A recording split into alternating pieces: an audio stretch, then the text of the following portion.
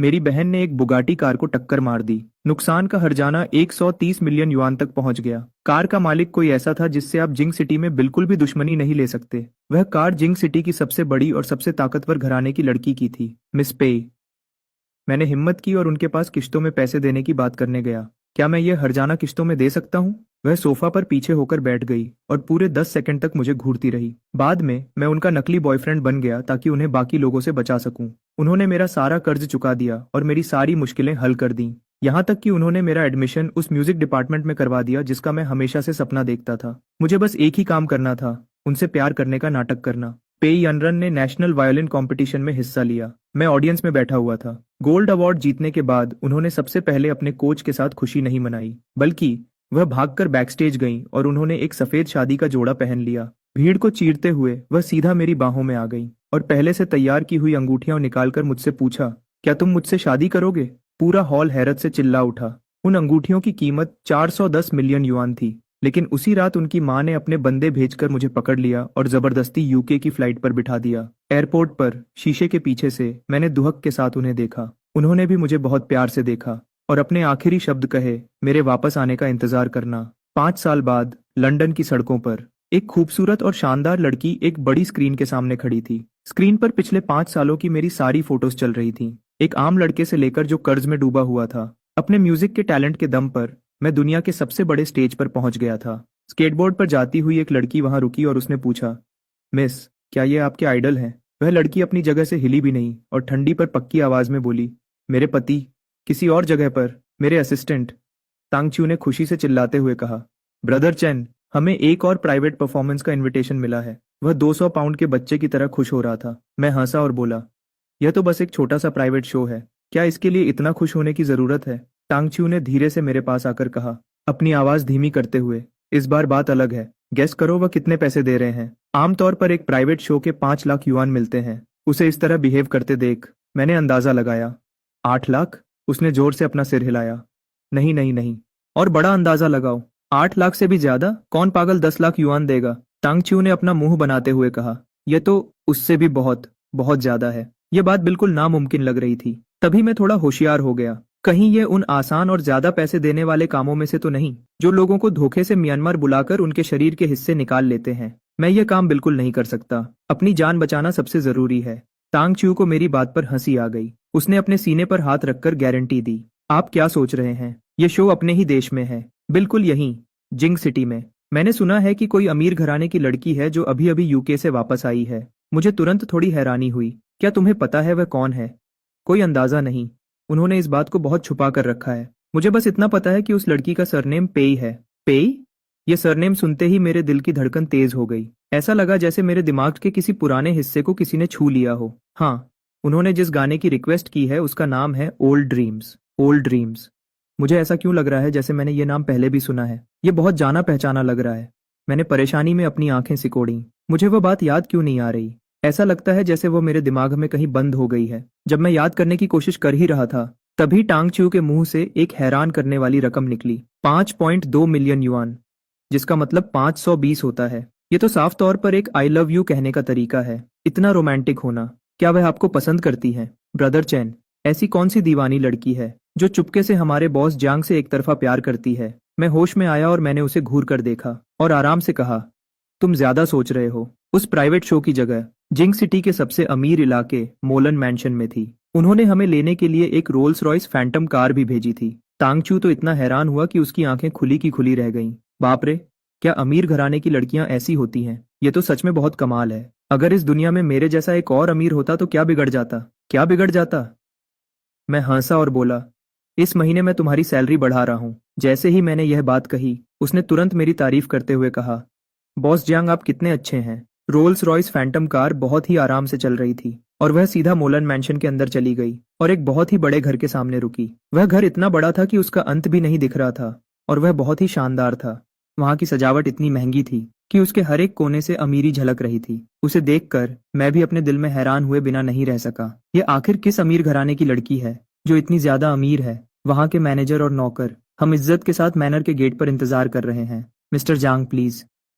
मैंने धीरे से अपना सिर हिलाया। मेरे दिल में एक अजीब सा एहसास पैदा हुआ। मैनर के अंदर जाते हुए बटलर मुझे ड्रेसिंग रूम की तरफ ले गया। एक नौकर ने मुझे कपड़े दिए। मैंने ऊपर देखा, ये सच में एक हानतांग स्टाइल के कपड़े थे। कृपया पहले आप अपने कपड़े बदल लीजिए, जल्दी ही कोई आपका हेयर स्टाइल बनाने आएगा।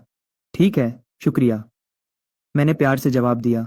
मैंने जल्दी से परफॉर्मेंस वाले कपड़े पहन लिए। साइज इतना परफेक्ट था कि यकीन नहीं हो रहा था। ऐसा लग रहा था जैसे ये कपड़े मेरे लिए ही सिले गए हैं। कपड़े बदलने के बाद स्टाइलिस्ट ने मेरे बाल बनाने शुरू कर दिए। लगभग 20 मिनट्स बाद सब कुछ तैयार था। बटलर मुझे परफॉर्मेंस स्टेज की तरफ ले गया। मैंने नीचे देखा, वहां एक खूबसूरत फिगर वाली औरत बैठी थी, लेकिन लाइट बहुत कम थी। मुझे उसका चेहरा साफ नहीं दिख रहा था, लेकिन उसकी नज़र मुझ पर ही टिकी हुई थी और वह लगातार मुझे ही देख रही थी। इससे पहले कि मैं कुछ और सोचता, उस औरत ने हाथ उठाकर शुरू करने का इशारा किया। मुझे अपने दिमाग से सारे फालतू ख्याल निकालने पड़े और पूरे दिल से अपनी परफॉर्मेंस में खो जाना पड़ा।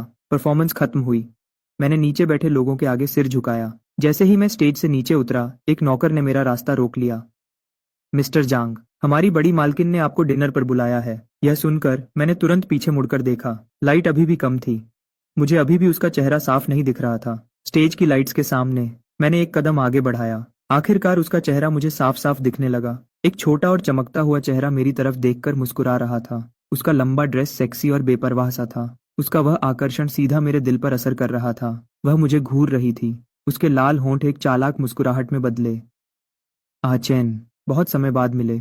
उसकी आवाज बहुत ही प्यारी और जादुई थी। एक पल में वह आवाज मेरे कानों के पार निकल गई। अगले ही पल मैंने अपने सीने को जोर से पकड़ लिया। ऐसा लगा जैसे कोई मेरे दिल को दबा रहा हो। इतना दर्द हो रहा था कि मैं मुश्किल से सांस ले पा रहा था। मुझे इस हाल में देखकर वह घबराकर खड़ी हो गई। उसने अपनी बाहें खोली और मेरे गले लग गई। मेरे मुंह से एक धीमी सी आह निकली। मेरा पूरा शरीर जम गया। मैं अपनी जगह से हिल भी नहीं पाया। उसने मुझे अपनी बाहों में भर लिया। आचैन, उसकी आवाज पानी की तरह नर्म थी। अब जब तुम वापस आ गए हो तो मुझे कभी छोड़कर मत जाना। मैं अपने इतने पास इस चेहरे को नीचे देखता हूँ। यह एक ऐसा चेहरा था जिसने मुझे उलझन में डाल दिया। मेरा दिमाग पूरी तरह खाली हो गया। मैंने उसे दूर धकेलने की कोशिश की। उसने मुस्कुराकर मेरी तरफ ऊपर देखा, लेकिन तब उसने मेरी खाली रिंग फिंगर को देखा तो उसकी आंखें अचानक फटी की फटी रह गईं। मैंने बिना सोचे समझे अपने माथे पर बल लाया। मैंने उलझन में पूछा, क्या हम दोनों एक दूसरे को जानते हैं? एक पल में उसके होंठों की मुस्कुराहट जम गई। वह हैरानी से मुझे घूरने लगी। उसकी आवाज थोड़ी कांप रही थी। उसने बिना यकीन के पूछा, जांग चेन, क्या तुम सच में मुझे भूल गए हो? मैंने याद करने की बहुत कोशिश की, लेकिन ऐसा लगा जैसे मेरे दिमाग में कुछ रुका हुआ है। मैंने अपना सिर हिलाया। तुम्हें देखकर बहुत अपनापन लगता है, लेकिन मुझे सच में कुछ याद नहीं आ रहा। लेकिन वहां का माहौल अचानक एकदम ठंडा हो गया। ऐसा लगा जैसे उसका पूरा शरीर बर्फ की तरह ठंडा हो गया हो। मैंने उलझन में अपनी नजर घुमाई। अब मेरी उसकी तरफ देखने की हिम्मत नहीं हो रही थी। इस अजीब सी उलझन से बचने के लिए मैंने जल्दी से उसे दूर किया। मिस पेई, क्या आपको कुछ और चाहिए? अगर नहीं तो मैं पहले अपने कपड़े बदल लेता हूँ। वह एक पल के लिए हिचकिचाई और उसने ठंडे ढंग से कहा, मैं मुड़ा और चला गया। पीछे से उसकी नजर अभी भी मुझ पर टिकी हुई थी। मैं उसकी नाराजगी को साफ महसूस कर सकता था। मेरे कदम थोड़े रुके। मैंने धीरे से सॉरी बोला और उलझन में वहां से चला गया। मैं ड्रेसिंग रूम में गया ताकि अपने कपड़े वापस पहन सकूं। मेरे दिल की धड़कन काफी देर तक शांत नहीं हो रही थी। तांगशु खुशी से मेरे आसपास घूमने लगा। बॉस जियांग, क्या आप उस बड़ी मालकिन पेई को जानते हैं? मेरे हाथ रुक गए। शीशे में अपने उलझन से भरे चेहरे को देखते हुए मैंने कपड़े बदलने के बाद ही जवाब दिया, शायद। टांगचो की आंखें अचानक चमक उठीं। बाप रे, वह सच में बहुत खूबसूरत है, एकदम परी जैसी। वह चेहरा, वह फिगर। वह मेरे कान के पास आया और धीरे से बोला, साफ पता चलता है कि वह कितनी हॉट है। बॉस जियांग, आपको तो उन्हें अपना बनाना ही पड़ेगा। मैंने अपने माथे पर बल लाया और अपने दिल के अजीब एहसास को दबाने की कोशिश की। उसे डांटते हुए कहा, तुम ये क्या बोल रहे हो? तुम किसी के बारे में ऐसी बातें कैसे कर सकते हो? मैंने बहुत से लोगों को देखा है। मैं इस बात की पूरी गारंटी देता हूँ। हे बॉस जंग, आपका चेहरा इतना लाल क्यों है? इतनी जल्दी शर्मा गए? आगे चलकर आप डेट कैसे करोगे? मैंने थोड़ा मजबूर होकर अपना सिर हिलाया। सिर हिलाते हुए, मेरा अभी डेट करने का कोई इरादा नहीं है। कोई चाय लेकर आया। मिस्टर टैंग, मिस्टर जियांग, आपने बहुत मेहनत की है। कृपया थोड़ी चाय पीजिए। मैंने हल्के से मुस्कुराया, चाय का कप लिया और एक घूंट पिया। अगले ही पल नौकर फिर से बोला, बड़ी मिस पेई थोड़ी देर में आप दोनों को वापस छोड़ने के लिए गाड़ी भेजेंगी। मैंने तुरंत मना कर दिया। मिस पे को परेशान करने की कोई जरूरत नहीं है। मेरे घर वाले मुझे लेने आ रहे हैं। जैसे ही मेरे मुंह से यह बात निकली, क्योंकि मिस्टर जियांग के घर वाले उन्हें लेने आ रहे हैं, तो हम गाड़ी नहीं भेजेंगे। कमरे में अचानक एक साफ और ठंडी लड़की की आवाज गूंजी। मैं आवाज की तरफ देखने के लिए घूमा। हैरत की बात थी कि पे यानरन अंदर आई। मिस्टर जियांग के घर वाले कब तक आ रहे हैं? चलिए मैं आपको बाहर तक छोड़ देती हूँ। मैं होश में आया और जल्दी से अपने फोन को देखने लगा। तभी मेरी माँ ने एक मैसेज भेजा। आ चैन, माँ मलन मैंशन के बाहर हैं। मेरे घर वाले आ गए हैं। मैंने उनकी तरफ देखा। तमीज से बात करते हुए उन्होंने तुरंत जवाब दिया, तो चलिए चलते हैं। मैं आपको बाहर तक छोड़ देती हूँ मिस्टर जियांग। मैं पहले मना करना चाहता था, लेकिन उन्हें इस तरह देखकर मुझे हाँ में सिर हिलाना पड़ा। फिर तो आपको तकलीफ उठानी पड़ेगी मिस पेई। जैसे ही हम मलन मैंशन से बाहर निकले, एक सिंपल सी मेबच गाड़ी पर मेरी नजर पड़ी। मेरी माँ सॉन्ग होइलिन गाड़ी के पास खड़ी थी। मुझे देखकर उन्होंने आवाज दी, आ चैन। मैं जल्दी से वहां गया। माँ ने मुझे फूलों का एक ताजा गुलदस्ता भी दिया, जिसे मैंने खुशी खुशी ले लिया। शुक्रिया माँ। नमस्ते आंटी सॉन्ग।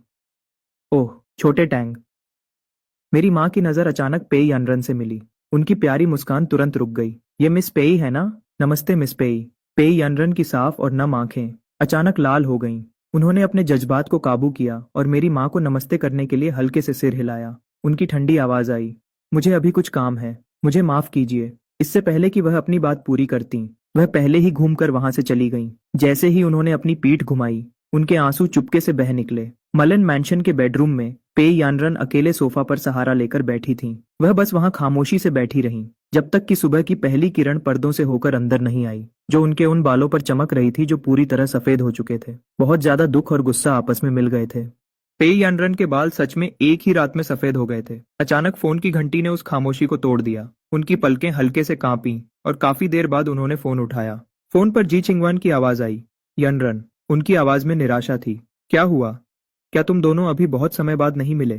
तुम्हारी आवाज इतनी दुखी क्यों लग रही है? लड़की ने हल्के से आह भरी। जांग चेन अपनी याददाश्त खो चुका है। जी चिंगवान हैरान हो गई। क्या क्या तुम्हें यकीन है? तीसरी रात को मैं एक चैरिटी शो के स्टेज के बीच में खड़ा था और बांसुरी बजा रहा था। जैसे ही आखिरी धुन खत्म हुई, लोगों ने जोर जोर से तालियां बजाना शुरू कर दिया। मैं स्टेज के पीछे चला गया। तभी मेरी आंखों के सामने एक प्यारी और शांत लड़की आई। चू जिंग्युन अपने हाथों में फूलों का एक बड़ा गुलदस्ता लिए खड़ी थी। आ चेन, अच्छे परफॉर्मेंस के लिए बधाई हो। शुक्रिया।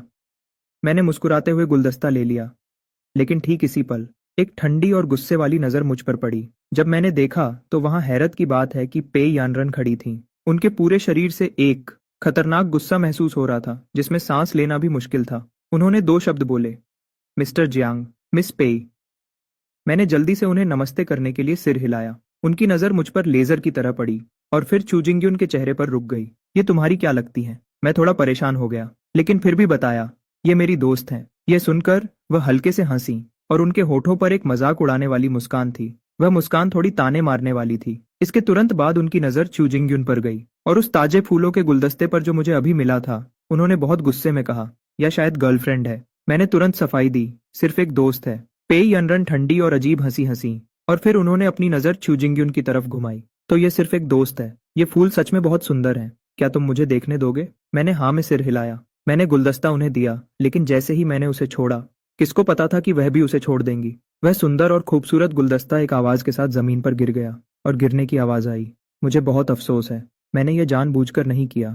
उस औरत ने अपने मुंह से माफी मांगी, लेकिन उसके पैर ने अचानक पेडल पर पैर रखने का नाटक किया। मैं पूरी तरह हैरान रह गया। मेरे दिमाग में 10,000 सवाल खड़े हो गए। उस पर पैर रखने के बाद वह बुके उठाने के लिए नीचे झुकी और उसे सीधा हमारे पास वाले कचरे के डिब्बे में फेंक दिया। उसका यह सब करना इतना आसान और साफ था जैसे बहता हुआ पानी, बिना किसी हिचकिचाहट के। वह फिर से मेरी तरफ देखने के लिए मुड़ी। उसके चेहरे पर अभी भी माफी मांगने वाला भाव था। मुझे सच में बहुत अफसोस है मिस्टर जियांग, लेकिन मैंने यह सच में जानबूझकर नहीं किया। यह कहकर उसने एक और बात कही, मैं इसके बदले आपको बाद में एक नया बुके खरीद कर दे दूंगी। मैं बिल्कुल चुप रह गया। तुम इसे कहती हो कि यह जानबूझकर नहीं किया? उसके सिर्फ मुंह को छोड़कर उसके सिर से लेकर पैर तक पूरे शरीर से साफ दिख रहा था कि उसने यह जानबूझकर किया है। और अपनी पूरी जिंदगी में झगड़े करने के बाद भी मैंने कभी किसी से इतनी घमंड भरी बात नहीं कही थी। मिस्टर जियांग, आप कुछ बोल क्यों नहीं रहे? उसने मासूम आंखों से पूछा। क्या आप मुझे दोष दे रहे हैं? मुझे इतना गुस्सा आया कि मुझे हंसी आ गई। मैं बस धीरे से बोल पाया, नहीं। मैंने चूजिंग्युन से माफी मांगने के लिए अपना सिर घुमाया, लेकिन जैसे ही मैंने अपना मुंह खोला, पेई यानरन ने बीच में ही ठंडे ढंग से टोक दिया, यह तो बस फूलों का एक बुके है। मुझे लगता है कि मिस चू इतने छोटे दिल की नहीं है। सही कहा ना? उसने एक झूठी मुस्कान के साथ चू जिंग्युन की तरफ देखा। उसकी आंखों में साफ चिढ़ाने वाली बात थी। चू जिंग्युन का चेहरा उतर गया, लेकिन फिर भी उसने जबरदस्ती मुस्कुराते हुए कहा, यह तो बस एक बुके है, यह जरूरी नहीं है। अगली बार मैं ओचन को इससे भी सुंदर बुके दूंगी। पेई यनरन ने एक और ताना मारा। ओह,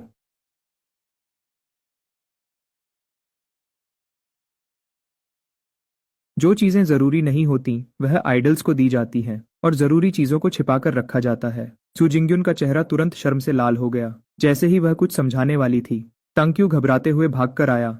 बॉस जियांग, जल्दी कीजिए और कपड़े बदल लीजिए, गाला शुरू होने वाला है।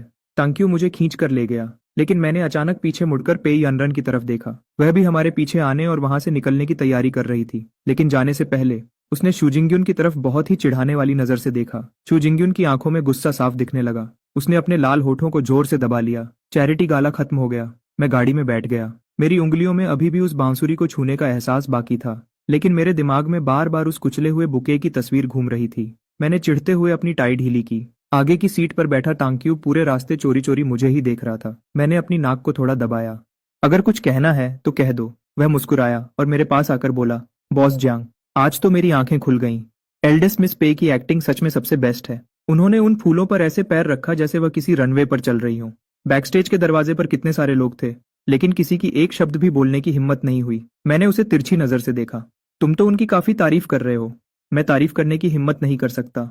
बस बात यह है बॉस जियांग, मुझे लगता है कि मिस पेई आपको बहुत ही अलग तरीके से देखती हैं। जब से मैं पेई यानरन से मिला हूँ, मुझे हमेशा एक जाना पहचाना एहसास होता है। मुझे पूरा यकीन है कि मेरे दिमाग में इस औरत की कोई याद नहीं है, लेकिन फिर भी ऐसा क्यों लगता है कि वह मुझे इतने अच्छे से समझती है। जब मैं और टांग्क्यू अपार्टमेंट वापस आए तो काफी रात हो चुकी थी। मैंने अपना सूट जैकेट उतारा और उसे सोफा पर फेंक दिया। जैसे ही मैं नहाने जाने वाला था, टांग्क्यू का फोन अचानक लगातार वाइब्रेट होने लगा। उसने फोन उठाया। उसका चेहरा तेजी से पीला पड़ गया। फोन रखने के बाद ऐसा लगा जैसे उसके शरीर की सारी जान निकल गई हो। बॉस जियांग, हम तो... मेरा दिल जोर से धड़क उठा। साल के दूसरे हिस्से के हमारे सारे कमर्शियल परफॉर्मेंस के इनविटेशंस, वह सब कैंसिल हो गए हैं। मैं हैरान रह गया। सारे के सारे? वॉचिंग ग्रैंड थिएटर का साल के आखिरी वाला परफॉर्मेंस भी, शांघाई सिम्फनी ऑर्केस्ट्रा के साथ डबल फ्लूट वाला परफॉर्मेंस भी, शंजन इंटरनेशनल म्यूजिक फेस्टिवल भी और मकाओ का काउंटडाउन फेस्टिवल भी। तंक्यू ने एक एक करके बताया। एक एक करके सब कैंसिल हो गए हैं। मेरी सांस अटक गई। ये सारे इनविटेशंस मेरी 5 साल की कड़ी मेहनत का नतीजा थे। यूरोप के छोटे छोटे पब्स से लेकर रॉयल एल्बर्ट हॉल तक बांसुरी बजाने तक का सफर। लोग मुझे वह चाइनीज बच्चा कहते थे। वहां से लेकर बड़े बड़े म्यूजिक क्रिटिक्स का मेरे बारे में लिखने तक, मेरा हर एक परफॉर्मेंस मेरी जान था। वजह क्या है? मैंने अपनी आवाज को शांत रखने की पूरी कोशिश की। सामने वालों ने कहा कि स्केड्यूल में थोड़ी गड़बड़ हो गई है। तंक्यू रोने जैसा हो गया। वह नुकसान के बदले दुगना पैसा देने को तैयार हैं। मैंने एक ही दिन और एक ही समय पर एक ठंडी हंसी हंसी। पूरे स्केड्यूल को कैंसिल कर दिया गया है। इसके पीछे जरूर किसी का हाथ है। टैंगशू ने मेरी तरफ ध्यान से देखा। बॉस जियांग, क्या यह चू जिंगयुन हो सकती है? उसके पास इतनी ताकत नहीं है, चाहे सू जिंगयुन कितनी भी काबिल क्यों ना हो, उसके पास इतनी पहुंच नहीं है कि एक ही रात में इतने बड़े बड़े शोज को रोक सके। ऐसा करने के लिए मेरा सिर घूमने लगा। वह सुंदर सा छोटा चेहरा एक बार फिर सामने आ गया। अगले दिन सुबह के 8 बजे अपार्टमेंट की डोरबेल बजी। तांगची ध्यान से दरवाजा खोलने के लिए भागा, फिर पीछे मुड़ा। बॉस जियांग, बाहर। बाहर कोई है? कौन? उसने अपना नाम जी चिंगवान बताया। उसने कहा कि वह बड़ी मिस पेई की सबसे अच्छी दोस्त है। जी चिंगवान, ये जाना पहचाना और अनजान सा एहसास क्यों हो रहा है? बहुत परेशानी है। मैंने अपने कपड़े ठीक किए और बाहर चला गया। लिविंग रूम के सोफा पर एक औरत बेज कलर का कोट पहने बैठी थी। मुझे बाहर आते देख वह खड़ी हुई और तमीज से अपना हाथ आगे बढ़ाया। Mister Jiang, hello. मैंने उससे हाथ मिलाया, तमीज से लेकिन थोड़ा दूर रहकर। इंतजार करवाने के लिए माफी चाहता हूँ मिस जी, मैं आपकी क्या मदद कर सकता हूँ? वह सीधी बात पर आई। मैं आई हूँ सिर्फ यान रान की तरफ से आपसे एक सवाल पूछने। क्या आपको सच में कुछ भी याद नहीं है? मैं खामोश रहा। जी चिंगवान ने सीधा मेरी आंखों में देखा। जंगचेन। मैं खामोश रहा। जी चिंगवान ने सीधा मेरी आंखों में देखा। जंगचेन, 5 साल पहले आपने खुद मुझसे एक बात कही थी, क्या आपको अभी भी याद है? मैंने अपना सिर हिलाया। वह हल्का सा मुस्कुराई, एक ऐसी मुस्कुराहट जिसमें बहुत थकान थी। उस वक्त आपने मुझसे कहा था, दीदी चिंगवन, अगर यादरिन को उसकी माँ ले जाए तो प्लीज उन्हें रोकने में मेरी मदद करना। इस जिंदगी में मैं सिर्फ उससे ही शादी करूंगा। यह बात एक चाबी की तरह थी जो मेरे दिमाग के अंदर तक चुभ गई, लेकिन ताले अभी भी नहीं खुले। मैंने अपने सिर को जोर से दबाया। ठंडा पसीना आने लगा। मुझे माफ करना, मुझे सच में कुछ याद नहीं आ रहा। चिंगहुआन ने अपने बैग से एक डॉक्यूमेंट फाइल निकाली। मिस्टर जियांग, यह आपके सारे कमर्शियल शोज का एक एक्सक्लूसिव कॉन्ट्रैक्ट है। जिसे पे कॉरपोरेशन के एंटरटेनमेंट डिवीजन ने पार्टनर्स के साथ साइन किया है। आज से लेकर अगले 3 साल तक आपका पूरा शेड्यूल हमारी पे कॉरपोरेशन के पास रहेगा। अगले 3 साल तक, यानी कि देश के अंदर मेरे सारे बड़े कमर्शियल शोज, उन्हें अकेले पे यानरन ने अपने हाथ में ले लिया है। मैंने गुस्से में अपने दांत पीसते हुए पूछा, वह क्या करने की कोशिश कर रही है? वह क्या करने की कोशिश कर रही है? मिस्टर जियांग, आपको यह सवाल खुद उससे जाकर पूछना चाहिए। मिस जी, काम करने की एक हद होती है। उसने एक ठंडी हंसी हंसी। मिस्टर जियांग के इस्तादा मिस्टर जियांग, क्या आप यानरान के साथ हद की बात कर रहे हैं? मिस पे और मेरा सिर्फ एक आम काम का रिश्ता है। जियांग चेन, तुम उसे भूल सकते हो, लेकिन तुम ये नहीं भूल सकते कि 5 साल पहले वह कैसी थी। उसे जबरदस्ती उस फ्लाइट में कैसे भेजा गया था। अच्छी नीयत, तुम्हारा क्या मतलब है? जी चिंगवान ने मेरे सवाल को इग्नोर कर दिया। उसने बस अपने बैग में हाथ डाला और एक पीली पड़ चुकी फोटो निकाली। उसे टेबल पर रखते हुए कहा, देखो। मैं आगे बढ़ा और मैंने फोटो उठा ली। फोटो देखने में बहुत पुरानी लग रही थी। उसके कोने मुड़े हुए थे। उसमें 2 लोग थे। एक पे यनरन थी जिसने शादी का जोड़ा पहना था, और दूसरा मैं था जिसने सूट पहना था। हम दोनों की आंखों में एक सच्चा प्यार दिख रहा था। फोटो पकड़ने वाला मेरा हाथ जोर से कांपने लगा। मेरा सिर जोर जोर से दुखने लगा। ऐसा लगा जैसे कुछ बाहर आने वाला है। एक लड़की स्टेज पर खड़ी है जिसके हाथ में वायलिन है। फिर वह मुस्कुराते हुए मेरी तरफ भागती है और मेरे गले लग जाती है। लाल आंखों के साथ कहती है, क्या तुम मुझसे शादी करोगे? इसके तुरंत बाद वह तस्वीर टूट गई। मैं लड़खड़ाया और गिरने से बचने के लिए मैंने टेबल को पकड़ लिया। मिस्टर जांग। जी चिंगवान घबरा गई और मुझे संभालने के लिए आगे बढ़ी। मैं ठीक हूं। तुम्हें कुछ याद आया ना? मैंने अपना सिर हिलाया। बस कुछ धुंधली तस्वीरें हैं। जी चिंगवान के देखने का तरीका बदल गया। पहले के गुस्से से अब वह थोड़ी परेशान लग रही थी। वह कुछ सेकंड्स के लिए रुकी और आखिर में बोली, जांग चेन, 5 साल पहले तुम्हारा और यनरन का ब्रेकअप हुआ था। इसका इस बात से कोई लेना देना नहीं था कि उसकी माँ राजी थी या नहीं। मेरे दिल की धड़कन एक पल के लिए रुक गई कि तुम हो। तुम्हारे पिता की जांग फार्मास्यूटिकल्स कंपनी पे फैमिली की वजह से लगभग बर्बाद होने वाली थी। मेरी आंखें हैरत से फट गईं। यनरन ने तुम्हारे पिता की कंपनी को बचाने के लिए अपनी माँ के साथ एक डील की थी। वह मैडम पेई के साथ यूके में पढ़ने के लिए राजी हो गई ताकि जांग फार्मास्यूटिकल्स को फिर से जिंदा किया जा सके। मेरे शरीर का खून तुरंत ठंडा पड़ गया। जी चिंगवान ने एक हल्की सी मुस्कुराहट दी। मिस्टर जांग, जब भी आपके करियर में किसी ने आपकी मदद की, हर बार जब तुम्हारा प्रमोशन किस्मत से अचानक हो जाता था, वह यनरन ही थी जो पीछे से तुम्हारी मदद कर रही थी। पूरे कमरे में खामोशी छा गई। बस मेरे दिल की तेज धड़कन सुनाई दे रही थी। मेरी उंगलियां बंद कर मुट्ठी बन गईं। पिछले 5 साल से मैं उन अचानक आने वाले इनविटेशन से लड़ता रहा, या फिर इसलिए क्योंकि भगवान सब देख रहा था। पर सच तो यह था कि एक ऐसी जगह पर कोई था जिसे मैं देख नहीं सकता था, जो मेरे लिए फूलों का रास्ता बना रहा था। और फिर भी 5 साल बाद जब वह वापस आई तो मैंने देखा, उसके चेहरे को देखा और पूछा, क्या हम पहले एक दूसरे को जानते थे? जी चिंगवान ने एक ठंडी सांस ली। मुझे तुम्हें यह नहीं बताना चाहिए था। मेरी आवाज बैठ गई थी। मेरी लाल आंखें उसे देख रही थीं। तो फिर तुमने मुझे क्यों बताया? उसने बस खिड़की की तरफ इशारा किया। क्योंकि वह पूरी रात जागती रही और उसके आधे से ज्यादा बाल सफेद हो गए। मैंने अचानक ऊपर देखा। जांग चेन, मैंने अपनी पूरी जिंदगी में कभी किसी को नहीं देखा जो किसी और के लिए एक ही रात में अपने बाल सफेद कर ले। खिड़की के बाहर अब उजाला हो चुका था, लेकिन यनरान ने यह किया था। लेकिन मुझे ऐसा लगा जैसे मैं किसी कभी न खत्म होने वाले अंधेरे में डूब रहा हूँ। जी चिंगवान के जाने के बाद टांगशु कॉफी लेकर अंदर आया। मुझे सोफा पर बिना हिले डुले बैठे देखकर उसने ध्यान से कॉफी का कप टेबल पर रख दिया। बॉस जांग, मैंने ऊपर नहीं देखा। बॉस जांग, क्या आप ठीक हैं? मैं लगातार उस फोटो को घूरता रहा। मेरी उंगलियां धीरे से फोटो में लड़की के चेहरे को छू रही थीं। बहुत देर बाद आखिरकार मैंने धीमी आवाज में कहा, टांगशु, मेरी एक चीज पता लगाने में मदद करो। बॉस जांग, बस आप बोलिए। मैंने फोटो को पलट दिया। पीछे सुंदर लिखावट में एक लाइन लिखी थी, आ चैन, मेरी पहली शादी, मैं सिर्फ तुमसे शादी कर रही हूँ। वक्त 5 साल पहले 8 जून का था। मैंने फोटो को इतनी जोर से पकड़ा कि मेरी उंगलियां सफेद पड़ गईं। पता लगाओ कि क्या 5 साल पहले 8 जून को जिंग सिटी के वेस्टर्न सबर्ब्स में सेंट जॉन्स चर्च में कोई ऐसी शादी हुई थी जो पूरी नहीं हो पाई थी। टांगशु ने मुझे हैरानी से देखा। बॉस जियांग, 5 साल पहले? मैंने ऊपर देखा। मेरी आंखें गुस्से और दुख से लाल हो रही थीं। जाओ और पता करो।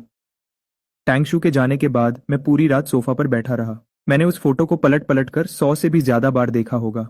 फोटो में लड़की बिना किसी फिक्र के खुलकर मुस्कुरा रही थी, और उस फोटो में मेरी आंखें बिल्कुल साफ थीं, जैसे कोई नया मौसम शुरू हुआ हो। मुझे नहीं पता कि मैंने उस इंसान को कैसे खो दिया, और न ही मुझे ये पता है कि मैंने उसके साथ क्या किया था। सुबह के 6 बजे टांगशु जल्दी से अपार्टमेंट के अंदर आया। उसने दरवाजा नहीं खटखटाया। उसने सीधा दूसरी चाबी का इस्तेमाल किया। जब वह अंदर आया तो उसके बाल बिखरे हुए थे और आंखों के नीचे काले घेरे थे।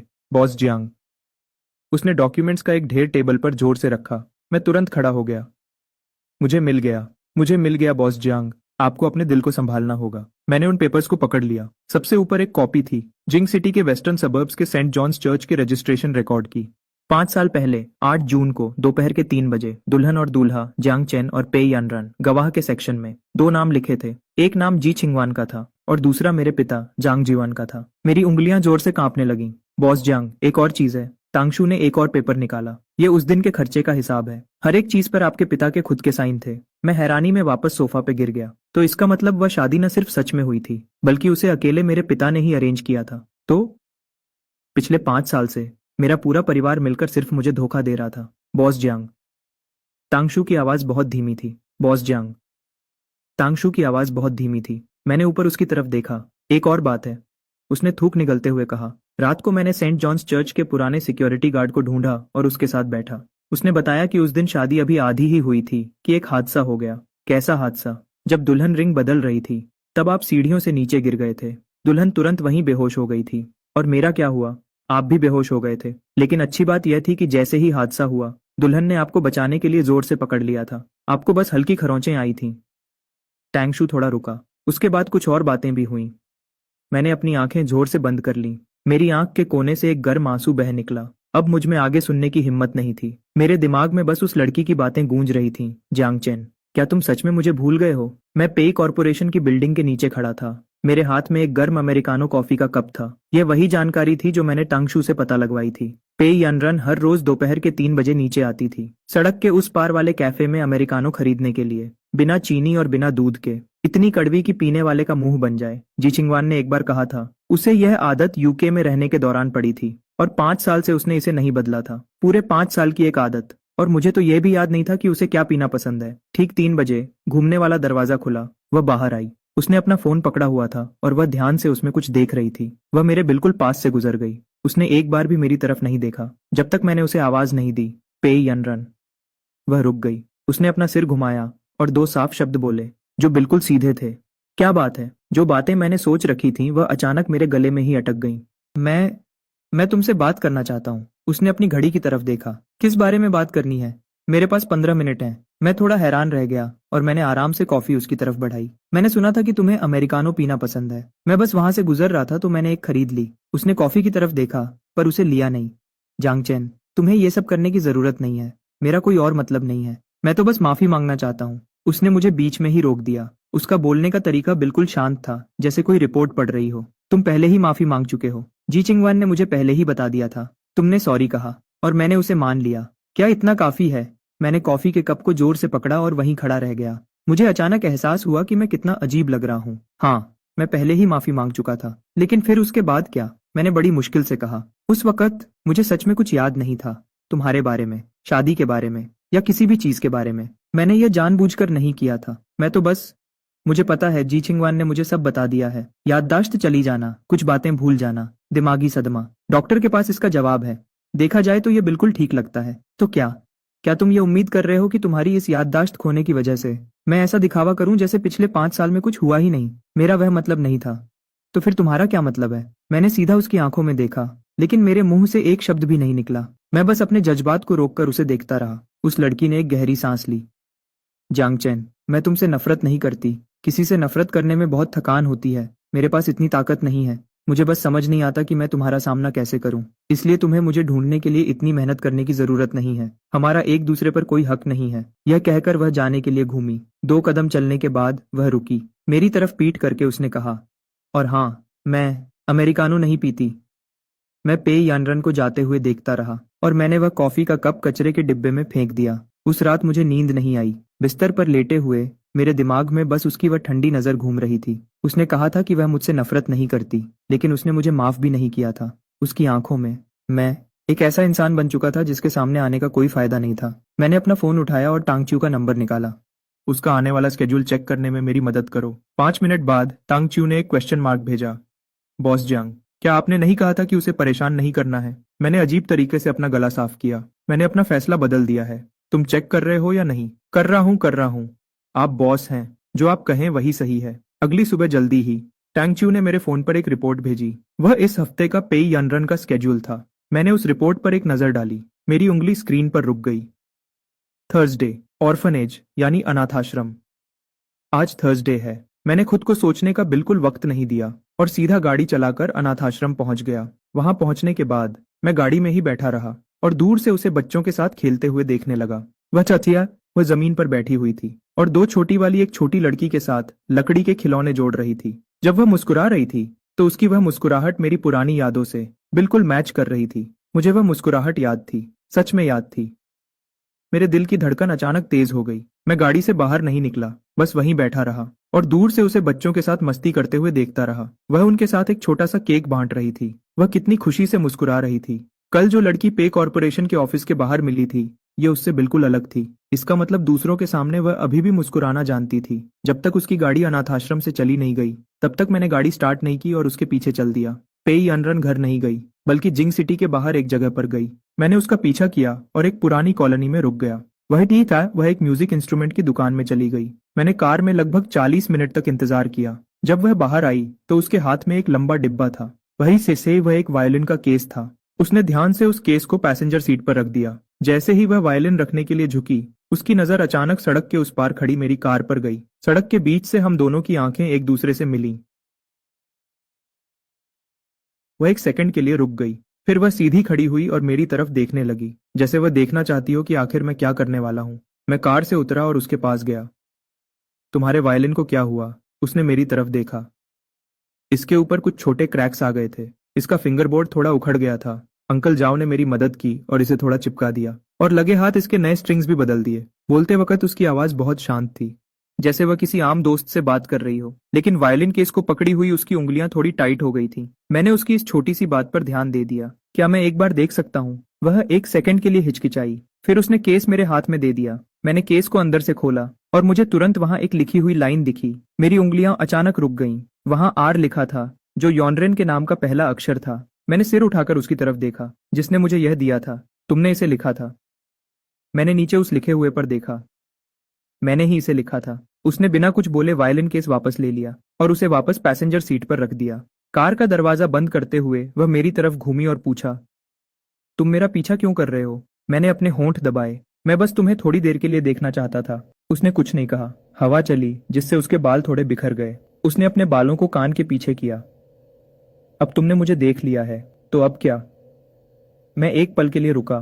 क्या तुम कल भी ऑर्फेनेज जा रही हो? उसने मेरी तरफ देखा। उसकी आंखों में एक अजीब सा एहसास था जो समझ नहीं आ रहा था। हाँ, जा रही हूं। तो मैं कल फिर आऊंगा। उसने मुझे कोई जवाब नहीं दिया, लेकिन उसने मना भी नहीं किया। बस कार का दरवाजा खोला और अंदर बैठ गई। कार का शीशा आधा नीचे हुआ और अंदर से उसकी आवाज आई, जांगचन, तुम्हें इस तरह मेरे लिए यह सब करने की कोई जरूरत नहीं है। मुझे तुम्हारी हमदर्दी नहीं चाहिए। मैं तुम पर हमदर्दी नहीं दिखा रहा, मैं बस आना चाहता हूँ। उसने आगे कुछ नहीं कहा। कार धीरे धीरे सड़क के कोने से आगे निकल गई। मैं वहीं खड़ा होकर उसे देखता रहा, जब तक कि कार की पीछे वाली लाइट्स मोड़ पर गायब नहीं हो गईं। मेरे पॉकेट में रखा फोन अचानक वाइब्रेट हुआ। यह उसका एक मैसेज था। कल सुबह 10 बजे। मैं सड़क के किनारे खड़ा होकर उन शब्दों को देखता रहा और अपने आप ही हंसने लगा। मैंने फोन वापस पॉकेट में रख लिया। जैसे ही मैं घर जाने वाला था, फोन अचानक फिर से वाइब्रेट हुआ। ये टंक्यू का कॉल था। बॉस जांग, एक बात है जो मुझे लगता है मुझे आपको बतानी चाहिए। चू जिंगयुन आज दोपहर को किसी से मिली थी। तंक्यू ने अपनी आवाज धीमी की। ईस्ट थर्ड रिंग के एक प्राइवेट क्लब में। मैंने तुरंत पता लगाया। वह जिस आदमी से मिली उसका सरनेम पेई है और नाम पेई जिंगसिंग है। पेई जिंगसिंग? मैंने पहले कभी ये नाम नहीं सुना था। वह पेई फैमिली के बड़े बेटे हैं। तंक्यू थोड़ी देर रुका और बोला, वह पेई फैमिली के बड़े बेटे हैं। रिश्ते में वह पेई अनरन के कजिन लगते हैं। पेई अनरन का कजिन? वह चूजिंग्युन से क्यों मिल रहा है? ये तो साफ नहीं है, लेकिन मैंने लगे हाथ थोड़ी पुरानी बातें पता की हैं। 5 साल पहले जब पेई अनरन की मां ने सब कुछ संभाला था, तो उन्होंने पेई जिंग सिंह के पिता को बोर्ड ऑफ डायरेक्टर्स से निकाल दिया था। तब से दोनों परिवारों के बीच कोई बात नहीं हुई। सीधी बात कहें तो उनके बीच पुरानी दुश्मनी है। मैंने अपना फोन जोर से पकड़ा। मेरा दिमाग बहुत तेजी से चलने लगा। क्सूजिंग्युन और पेई अनरन का कजिन, इन दोनों का साथ आना। ये बताने की जरूरत नहीं है कि उनका निशाना कौन है। क्या तुम पता कर सकते हो कि वह आजकल क्या कर रहा है? मैंने पता किया है, लेकिन ये आदमी बहुत शांत रहता है। बाहर से देखने पर कोई हलचल नहीं दिख रही है। उस पर नजर रखो। अगर कोई खबर मिले तो मुझे तुरंत बताओ। अगले दिन सुबह 9:30 पर मैं पहले ही ऑर्फनेज के गेट पर पहुंच गया था। मेरे हाथ में एक गर्म लाटे कॉफी थी, जिसमें चीनी और दूध था। मैं लगे हाथ एक सैंडविच भी ले आया था। मैं तय किए गए वक्त से आधा घंटा पहले पहुंच गया था और बस दरवाजे के सामने बेंच पर बैठकर इंतजार करने लगा। सुबह 9:50 पर एक सफेद पोर्शे गेट के सामने आकर रुकी। आज उसने हल्के गुलाबी रंग का कोट पहना था और उसके बाल एक ऊंची पोनीटेल में बंधे थे। उसने चांदी के इयररिंग्स पहने हुए थे। वह कार से बाहर आई। मेरे हाथ में कॉफी और पेपर बैग देखकर, मैं आज एक सैंडविच भी लाया हूँ, मुझे लगा तुम्हें भूख लगी होगी। उसने हाथ आगे बढ़ाया और कॉफी और सैंडविच ले लिया और उसे नीचे देखने लगी। उसने कुछ नहीं बोला, लेकिन उसके चेहरे पर एक छोटी सी मुस्कान आ गई। उसने उसे तुरंत नहीं खाया, बस अपने हाथ में पकड़कर रखा और घूमकर आंगन की तरफ चलने लगी। मैं भी उसके पीछे पीछे चलने लगा। ऑर्फनेज के काम कल जैसे ही थे। बच्चों के साथ कॉमिक बुक्स पढ़ना, ब्लॉक्स जोड़ना और स्नैक्स खाना। वह पूरे दिल से बच्चों के साथ लगी हुई थी। वह जमीन पर बैठकर बच्चों के साथ खेल रही थी और उन्हीं में घुल मिल गई थी। अभी भी बहुत सारे स्नैक्स बचे थे। मैं एक तरफ खड़ा होकर फल बांटने लगा। मेरी आंखें लगातार उसी पर टिकी थीं। स्नैक्स खाने का वक्त खत्म हो गया। बच्चों को दोपहर को सुलाने के लिए ले जाया गया। वह आंगन में लगे झूले पर बैठ गई। आखिरकार उसने वह सैंडविच खोला और एक बाइट लिया। मैं उसके पास वाले झूले पर बैठ गया। कल तुमने मुझे चूजिंग्यून से बचकर रहने को कहा था। हाँ। क्या तुम्हें मुझ पर भरोसा नहीं है? हाँ। मैंने आगे पूछा। तो तुम्हारे कजिन का क्या? उसका खाना चबाना अचानक रुक गया। कुछ सेकंड्स के बाद उसने धीरे से खाना निगला। उसने मेरी तरफ नहीं देखा। उसकी आवाज बहुत शांत थी। क्या तुमने उसकी जांच की? मैंने कहा, मैंने जांच नहीं की। किसी ने उसे शूजिंग्यान से मिलते हुए देखा था। वह काफी देर तक खामोश रही। हवा चल रही थी और झूला धीरे धीरे हिल रहा था। फिर वह बोली, पे जिंगसिंग मेरे बड़े चाचा का बेटा है। उसकी आवाज बहुत धीमी थी। मेरी माँ ने 5 साल पहले उसके पिता को बोर्ड से निकाल दिया था। उसे हमेशा लगता है कि मेरे परिवार ने उसके साथ गलत किया है। मैंने चिंता से पूछा, क्या वह कोई मुसीबत खड़ी करेगा? उसने कोई जवाब नहीं दिया, बस अपना सिर घुमाया और मेरी तरफ देखा। उसमें खुलेआम हमारे खिलाफ खड़े होने की हिम्मत नहीं है, लेकिन अगर वह किसी और के साथ हाथ मिला लेता है तो फिर कुछ कह नहीं सकते। मेरा दिल बैठ गया। तो उसे पता था, उसे सब पता था। क्या तुम जानती थी कि वह चूजिंग्यान से मिल रहा है? मुझे नहीं पता था कि वे मिले हैं, लेकिन मैं अंदाजा लगा सकती थी कि वे मिलेंगे। सू जिंग्युन मुझसे नफरत करती है। पे जिंगसिंग भी मुझसे नफरत करता है। दो लोग जो मुझसे नफरत करते हैं, जब वे साथ आएंगे तो वे मेरे लिए कोई बर्थडे पार्टी तो प्लान नहीं कर रहे होंगे। मुझे उसकी बात सुनकर हंसी आ रही थी, लेकिन मैं हंस नहीं पाया। तुम क्या करने वाली हो? कुछ नहीं। उसने सैंडविच को, जिसका उसने सिर्फ एक बाइट लिया था, ध्यान से वापस पैक कर दिया।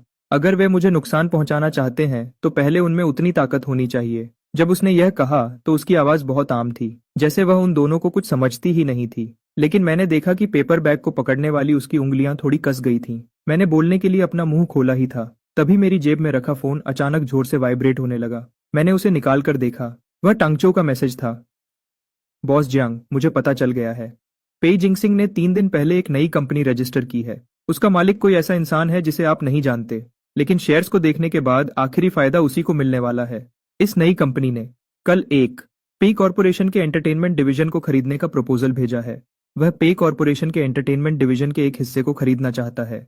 इस हिस्से में वही कंपनीज आती हैं जो आपके सारे शोज को संभालती हैं। मैं स्क्रीन को घूरने लगा। मेरी आंखें हैरत से छोटी हो गईं। मैंने ऊपर उसकी तरफ देखा। वह भी अपने फोन को देख रही थी। उसके माथे पर थोड़ी शिकन थी। साफ था कि उसे भी यह खबर मिल गई थी। मैसेज पढ़ने के बाद उसने अपना फोन नीचे रखा, मेरी तरफ देखा और हल्का सा मुस्कुराई। जांग चेन, क्या तुम आज दोपहर को बिजी हो? नहीं। मैंने अपना सिर हिलाया। तो मेरे साथ एक जगह चलो। कहाँ? वह खड़ी हो गई, अपने कपड़ों को साफ करते हुए। उसके चेहरे पर एक मुस्कान थी। अपने अच्छे कजिन से मिलने। और कहाँ? इससे पहले कि मैं कोई जवाब देता, वह घूमी और गेट पर खड़ी कार की तरफ चलने लगी। यनरन ने अचानक पीछे मुड़कर मेरी तरफ देखा। तुम अभी भी वहां क्यों खड़े हो? चलो। मैं जल्दी से घूमकर कार की सीट पर बैठ गया। कार तुरंत तेज रफ्तार से चल पड़ी। हवा चल रही थी, जिससे उसके बाल उड़ रहे थे। मैंने तिरछी नजर से उसे देखा। उसका चेहरा बहुत शांत था, जरूरत से ज्यादा शांत। तुम मुझसे क्या कहने वाली हो? क्या कहना? ये कहना कि मुझे उसकी सारी चालबाजियों के बारे में पता चल गया है। वह धीरे से हंसी। मैं कुछ नहीं कहने वाली। मैं थोड़ा परेशान हो गया। तुम्हारा क्या मतलब है? उसने एक नई कंपनी रजिस्टर की है, खरीदने का प्रपोजल तैयार किया है। ये सब कानूनी रूप से सही काम है। अगर मैं उससे लड़ने जाऊंगी तो वह खुद को बेचारा दिखाएगा और कहेगा कि मैं उसकी छोटी कजिन, छोटी सोच वाली हूँ। अपने ही घर के लोगों को बिजनेस करते देख वह बर्दाश्त नहीं कर पाई और थोड़ी देर के लिए रुकी। इसलिए मैं उससे कंपनी खरीदने के बारे में कोई बात नहीं करूंगी। तो फिर हम उससे मिलने क्यों जा रहे हैं? उसने मेरी तरफ देखा और उसके चेहरे पर एक हल्की सी मुस्कान आ गई। बिल्कुल, उसे एक गिफ्ट देने के लिए। गिफ्ट देने?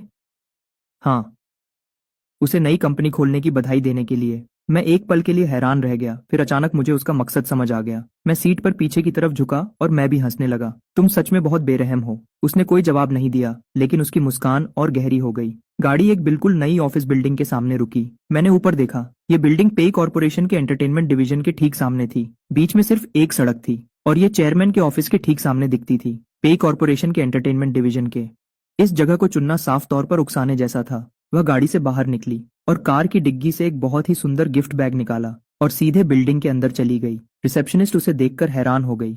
मिस पेई, आप यहाँ कैसे? पेई अनरन ने बहुत ही प्यारी मुस्कान के साथ कहा। मैं अपने कजिन से मिलने आई हूँ। मैंने सुना कि उसकी नई कंपनी खुली है। मैं तो बस उसे बधाई देने आई हूँ। रिसेप्शनिस्ट एक पल के लिए हिचकिचाई, लेकिन आखिर में उसने ऊपर फोन किया। फोन रखने के बाद रिसेप्शनिस्ट के चेहरे के भाव थोड़े अजीब थे। प्रेसिडेंट पेई, आप कृपया ऊपर चले जाइए, 16वें फ्लोर पर। शुक्रिया। पेई अनरन ने मुस्कुराकर शुक्रिया कहा और गिफ्ट बैग लेकर लिफ्ट की तरफ बढ़ गई। मैं भी उसके पीछे पीछे अंदर चला गया। जैसे ही लिफ्ट का दरवाजा बंद हुआ, उसके चेहरे से वह प्यारी मुस्कान अचानक गायब हो गई। अभी तुमने बहुत अच्छी एक्टिंग की। कैसी एक्टिंग? एक अच्छी छोटी बहन की तरह। उसने कुछ नहीं कहा, लेकिन लिफ्ट के दरवाजे पर दिखने वाली परछाई में मैंने उसकी आंखों में गुस्सा देखा। 16वां फ्लोर आ गया और रास्ते के आखिर में एक बहुत ही सुंदर सजा हुआ ऑफिस था। दरवाजा थोड़ा खुला था। उसने धक्का दिया और सीधे अंदर चली गई। पेई जिंगसिंग देखने में 30 साल के आसपास का लग रहा था। उसकी आंखों में चालाकी साफ दिख रही थी। पेई अनरन को अंदर आते देख उसके चेहरे पर अचानक एक बड़ी सी मुस्कान आ गई और वह उसका स्वागत करने के लिए खड़ा हो गया। हाँ, यनरन, तुम यहाँ कैसे? तुमने तो मुझे पहले बताया भी नहीं, ताकि मैं थोड़ी तैयारी करवा पाता। वह मुस्कान बहुत ज्यादा दिखावटी थी, जो पहली बार में ही झूठी लग रही थी। पेई अनरन भी मुस्कुराई और उसकी मुस्कान ज्यादा असली लग रही थी। भैया, आपने एक नई कंपनी खोली है। इतनी बड़ी बात और आपने मुझे बताया तक नहीं। मुझे किसी और से इस बारे में पता चला, इसलिए मैं खुद आपको बधाई देने चली आई। उसने गिफ्ट बैग को उसके डेस्क पर रख दिया। उसका तरीका बहुत आराम से था और उसका खड़े होने का ढंग बहुत ही प्यारा था। तुम तो बहुत ही अच्छी हो। ये तो बस एक छोटा सा बिजनेस है। इसमें दिखावा करने जैसा कुछ नहीं है। एक छोटा सा बिजनेस? ये नक्शा और इतनी अच्छी जगह, ये बिल्कुल भी छोटा बिजनेस नहीं लगता। भैया, इस तैयारी को देखकर लगता है कि आप कुछ बहुत बड़ा करने वाले हैं। नहीं, ये तुम्हारी पेई कॉर्पोरेशन के एंटरटेनमेंट डिवीजन के सामने कुछ भी नहीं है। अचानक उसकी नजर मुझ पर पड़ी, जैसे उसने अभी अभी मुझे देखा हो। ये मेरे दोस्त हैं, जियांग चेन। यनरन ने बहुत ही आम तरीके से मेरा इंट्रो करवाया, जैसे वह किसी आम इंसान को अपने साथ ले आई हो। मेरा नाम सुनकर पेई जिंगसिंग की आंखों में एक पल के लिए बदलाव आया, लेकिन वह तुरंत नॉर्मल हो गया। मिस्टर जियांग, उसने अपना हाथ मेरी तरफ बढ़ाया। मिलकर खुशी हुई। मुझे भी खुशी हुई। मैंने उससे हाथ मिलाया। अब बहुत अच्छे हैं। उसने मुझे फिर से देखा और उसकी आंखों में एक जांच और चालाकी थी। उसने अपना हाथ पीछे खींचा और फिर से पेई यनरन की तरफ देखने लगा। यनरन, आजकल तुम्हारी तबीयत ठीक नहीं लग रही है, उसने चिंता जताते हुए कहा। क्या तुम फिर से देर रात तक जाग रही हो? सेहत सबसे जरूरी है। अपने ऊपर ज्यादा दबाव मत डालो। मैं ठीक हूँ। फिर उसने ऐसा दिखावा किया जैसे उसे अभी कुछ याद आया हो। ओहो हाँ, मैंने सुना है कि आजकल तुम शू फैमिली के काफी करीब हो रही हो। मेरा दिल अचानक तेजी से धड़कने लगा। उसने खुद ही यह बात शुरू कर दी थी। यनरन के चेहरे की मुस्कान बिल्कुल नहीं बदली। भैया, आपकी खबरें सच में बहुत तेज हैं। ये दुनिया बहुत छोटी है, ऐसी बातें पता चल ही जाती हैं। मैंने ध्यान दिया। उसकी नजर तेजी से मेरे चेहरे पर गई। चिंग सिटी की शू फैमिली की काफी इज्जत है। उनके साथ रिश्ता रखने में थोड़ा सावधान रहना ही बेहतर है। उसकी बातें एक अच्छी सलाह जैसी लग रही थी, लेकिन मैं समझ सकता था कि वह पेई यानरन को इशारा दे रहा था। मुझे पता है कि तुम किसके साथ उठ बैठ रही हो, और वह इशारा भी दे रहा था। मैं तुम्हारे साथ वाले इंसान को जानता हूँ। उसका भी सू फैमिली से रिश्ता है। पेई यनरन ने उसे कोई जवाब नहीं दिया। वह बस मुस्कुराई और हाँ में सिर हिलाया। तुम सही कह रहे हो। तो फिर जब तुम बिजी हो, मैं तुम्हें परेशान नहीं करूंगी। जब तुम फ्री हो तो साथ में खाना खाएंगे। ये कहकर वह मुड़ी और चली गई। मैं भी उसके पीछे पीछे चल दिया। जब मैं दरवाजे पर पहुंचा तो मैंने पीछे मुड़कर देखा। पेई जिंगसिंग अपनी डेस्क के पीछे खड़ा था। उसके चेहरे की मुस्कुराहट पूरी तरह गायब हो चुकी थी। उसका देखना ठंड की तेज धार जैसा ठंडा और तेज था। जैसे ही लिफ्ट का दरवाजा बंद हुआ, मैंने एक गहरी सांस ली। क्या तुमने ये महसूस किया? वह तुमसे बिजनेस की लड़ाई लड़ने नहीं आया था। वह तुम्हें ये बताने आया था कि उसे पता है तुम क्या कर रही हो, और उसे यह भी पता है कि तुम किसके साथ हो। यनरन ने कुछ नहीं कहा, लेकिन उसने अपनी मुट्ठी थोड़ी भींची। हम लॉबी से बाहर आए और वापस उसकी कार में बैठ गए। उसने तुरंत कार स्टार्ट नहीं की, बल्कि सीट पर पीछे होकर बैठ गई और कार के आगे वाले शीशे से बाहर देखने लगी। पेई कॉर्पोरेशन के एंटरटेनमेंट डिवीजन हेडक्वार्टर्स की सबसे ऊपर वाली मंजिल की खिड़की पर वह उसका ऑफिस था। उसने जानबूझकर अपनी कंपनी मेरे ऑफिस के ठीक सामने खोली है, ताकि हर दिन जब भी मैं ऊपर देखूं, मुझे उसका बोर्ड दिखाई दे। क्या तुम जानते हो वह क्या करना चाहता है? वह थोड़ी देर चुप रही। फिर उसने एक ऐसी बात कही जिसने मुझे अंदर तक डरा दिया। वह वही सब फिर से दोहराना चाहता है जो तब हुआ था जब मेरी माँ ने उसके बाप को बोर्ड ऑफ डायरेक्टर्स से निकाल दिया था। एक बार फिर से, बस इस बार मुझे निकाला जाएगा। कार में कुछ सेकंड्स तक बिल्कुल खामोशी रही। मैंने पूछा, तो फिर तुम क्या करने वाली हो? उसने मेरी तरफ अपना सिर घुमाया और मुस्कुराई। फिर कार स्टार्ट की। मैं पैसेंजर सीट पर पीछे होकर बैठ गया और अपनी तिरछी नजर से उसके शांत चेहरे को देखने लगा। यह औरत मेरी सोच से कहीं ज्यादा गहरी थी। उसे मेरी मदद या हिफाजत की जरूरत नहीं थी। उसे बस किसी ऐसे की जरूरत थी जो उसके साथ खड़ा रहे और जब वह अपना काम करे तो उसके रास्ते में ना आए। उस रात मैं अपने अपार्टमेंट वापस आया और सोफा पर बैठ गया। मेरे दिमाग में बार बार वही चल रहा था जो आज पे जिंगसिंग के ऑफिस में हुआ था। उसके कहे हुए शब्द, सु जिंगयुन, आजकल तुम्हारे उस दोस्त पर कुछ ज्यादा ही ध्यान दे रही है, मेरे कानों में बार बार गूंज रहे थे। पे जिंगसिंग ने यह बात ऐसे ही मजाक में नहीं कही थी। उसने जानबूझकर यह बात पे यनरन को सुनाने के लिए कही थी ताकि वह उसे बता सके कि मुझे पता है तुम्हारे साथ कौन है और मुझे यह भी पता है कि कौन क्या करने वाला है। मैंने अपना फोन उठाया और टांगची को एक मैसेज भेजा, मेरी मदद करो और पता लगाओ कि सु जिंगयुन और पे जिंगसिंग एक दूसरे को कैसे जानते हैं और कब से। क्या कोई पीछे से इन दोनों को चला रहा है? कुछ ही मिनट्स बाद टांगची ने जवाब दिया, समझ गया, ठीक है बॉस चेंग। एक बात मैं आपको बताना भूल गया था।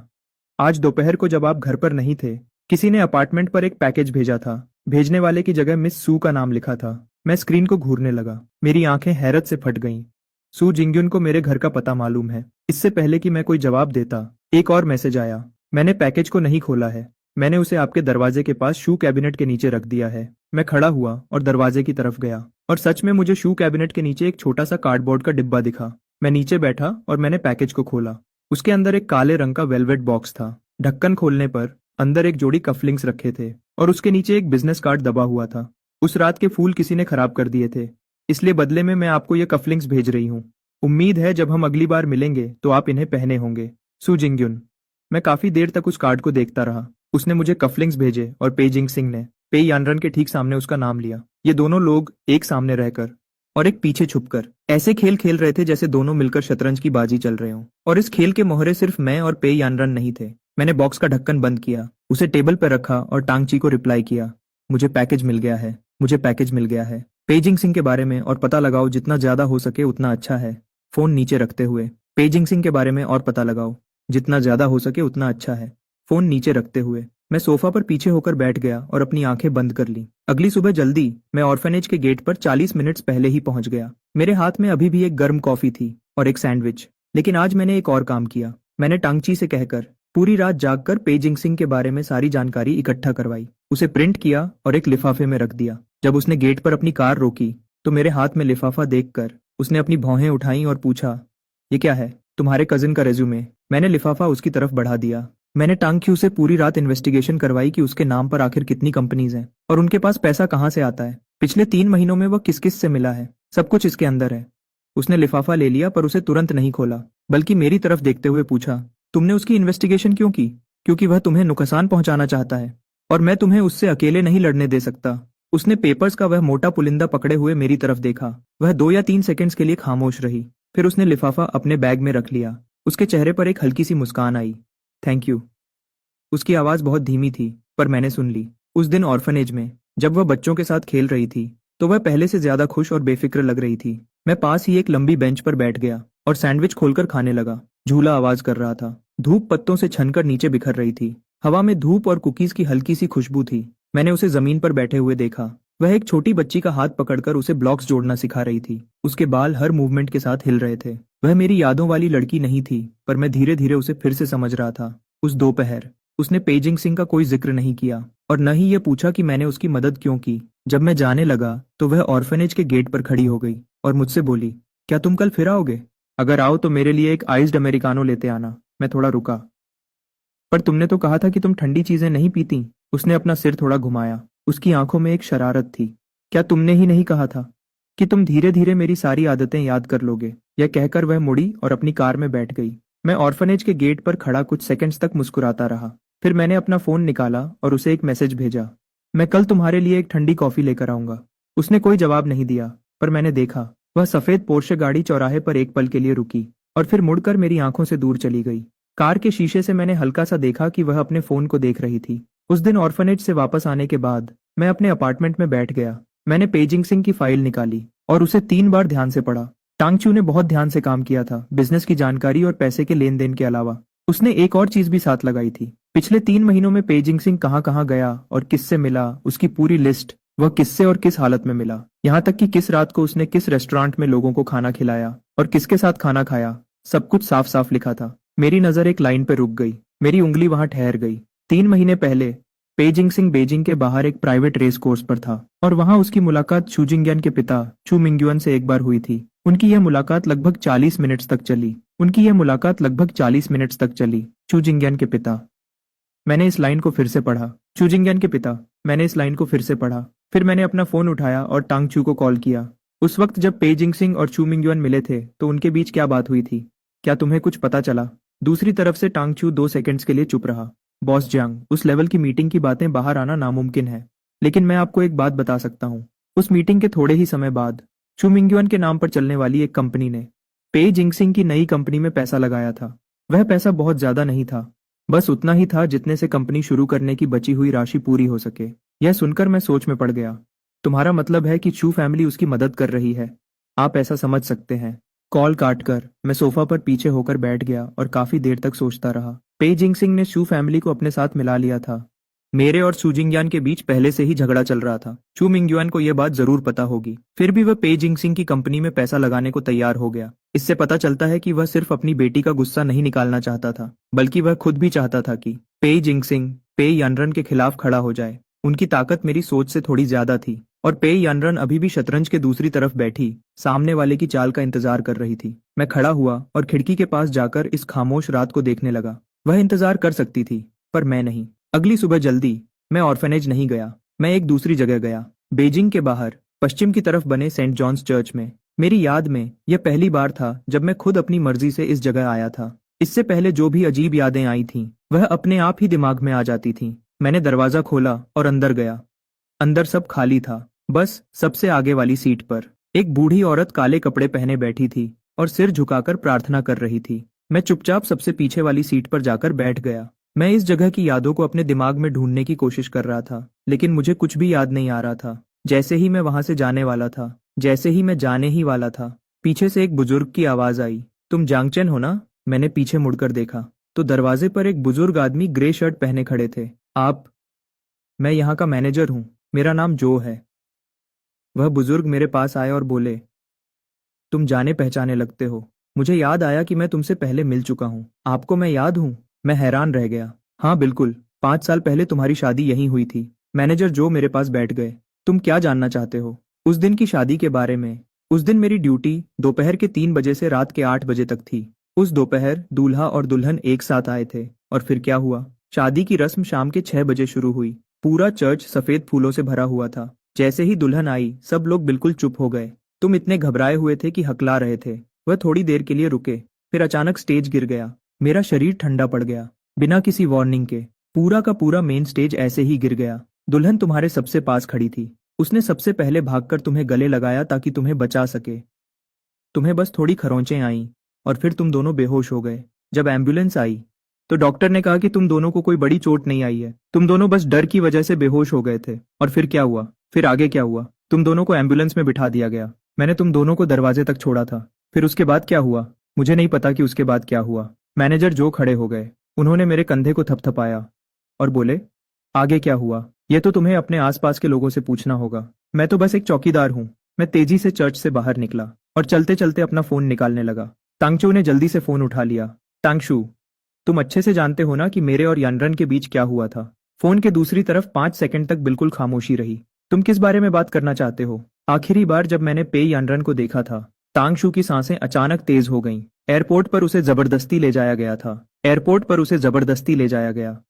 फिर मैं बेहोश हो गया और जब मेरी आंख खुली तो मैं सब कुछ भूल चुका था। वह काफी देर तक चुप रहा। शादी के उस हादसे के बाद पेई फैमिली ने तुरंत उसके यूके जाने का इंतजाम कर दिया। हम सब ने सोचा कि वह आगे कुछ नहीं बोला। क्या सोचा?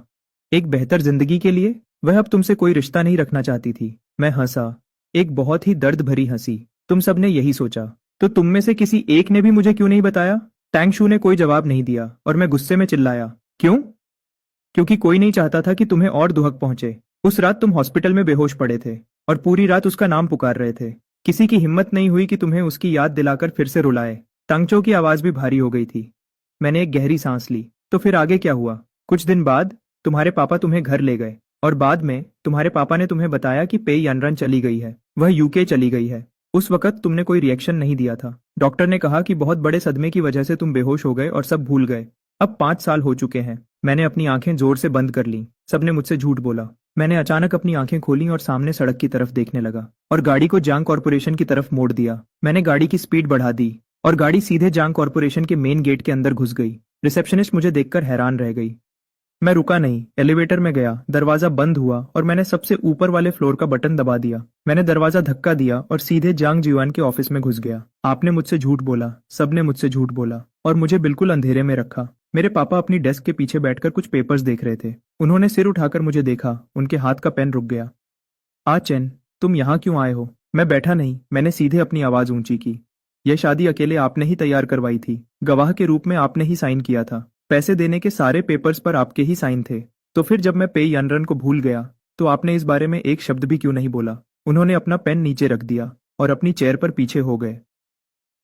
तो अब तुम्हें सब पता चल गया है। जांग जीवन ने थोड़ी देर के लिए अपनी आंखें बंद की। शादी के उस हादसे के बाद उस लड़की को तुरंत प्लेन में बिठा दिया गया था। उसकी माँ खुद लोगों को लेकर आई थी उसे ले जाने के लिए। मैंने सोचा कि उसने एक बेहतर जिंदगी को चुना है। तुम्हारे बदले जब तुम होश में आए तुम्हें कुछ भी याद नहीं था। डॉक्टर ने कहा कि सदमे की वजह से तुम्हारी याददाश्त चली गई है। मुझे लगा कि यह तुम पर ऊपर वाले का रहम था। रहम? मेरी आवाज में गुस्सा साफ दिख रहा था। तुम किसी की 5 साल की कुर्बानी को धोखा समझते हो। उसने जैन कॉर्पोरेशन को बचाने के लिए खुद यूके जाने का फैसला किया था। तुम्हारे करियर में जिसने भी तुम्हारी मदद की वह सब उसकी वजह से ही हुआ था। तुम सबको लगा कि उसने मुझे छोड़ दिया, लेकिन सच तो यह है कि वह तुम्हारे लिए इस पूरे परिवार को संभाल रही थी। ऑफिस का दरवाजा खुला। सोंग हुईलान दरवाजे पर खड़ी थी और मेरे चेहरे को देखकर उसने तुरंत अपने हाथ का टीकप नीचे रख दिया। चेन, शांत हो जाओ माँ। और जब तुमने उसे देखा तो तुम्हारी हंसी रुक गई। तुम्हारा बात करने का तरीका पोलाइट था लेकिन पराया जैसा था, जैसे तुम किसी अनजान इंसान से मिल रहे हो। क्या तुम्हें शर्म नहीं आती? यनरन सब कुछ छोड़कर चली गई और तुम बेहोश पड़े उसका नाम चिल्ला रहे थे। मुझे पेई यनरन से नफरत थी क्योंकि उसने तुम्हें छोड़ दिया था। मैंने पूरे 5 साल तक उससे नफरत की है। उसने मुझे नहीं छोड़ा। उसे उसकी अपनी माँ जबरदस्ती अपने साथ ले गई थी। उस दिन एयरपोर्ट पर उसने पीछे मुड़कर चिल्लाते हुए मुझसे उसका इंतजार करने को कहा था, लेकिन उसे घसीटकर प्लेन में बिठा दिया गया। मैंने अपनी आंखों से उसे जाते हुए देखा था और जब मैं होश में आया तो मुझे कुछ भी याद नहीं था। सोंग हुइलिन की आंखों में डर साफ दिखने लगा। जिसे तुम सब धोखा समझ रहे थे वह असल में उसकी कुर्बानी थी। उसने 5 साल तक यूके में तुम्हारे लिए सब कुछ झेला और तुमने 5 साल तक उससे नफरत की। और मेरे पास तो नफरत करने का मौका भी नहीं था क्योंकि मैं तो उसका नाम तक भूल गया था। जांग जीवान ने डेस्क के कोने को जोर से पकड़ लिया। उसके हाथ की उंगलियां पीली पड़ने लगीं। वहां की खामोशी बहुत भारी लग रही थी। तांगशु दरवाजे के बाहर खड़ा था। उसकी अंदर आने की हिम्मत नहीं हो रही थी, लेकिन उसकी आंखें लाल हो चुकी थीं। मैंने अपना सिर घुमाकर उसकी तरफ देखा। तांगशु ने एक गहरी सांस ली। शादी के उस हादसे के बाद तुम्हें और पेई यानरन दोनों को एम्बुलेंस में ले जाया गया था। बेहोश होने के बाद भी उसने तुम्हारा हाथ जोर से पकड़ रखा था और छोड़ा नहीं। हॉस्पिटल पहुंचने तक उसने तुम्हारा हाथ नहीं छोड़ा।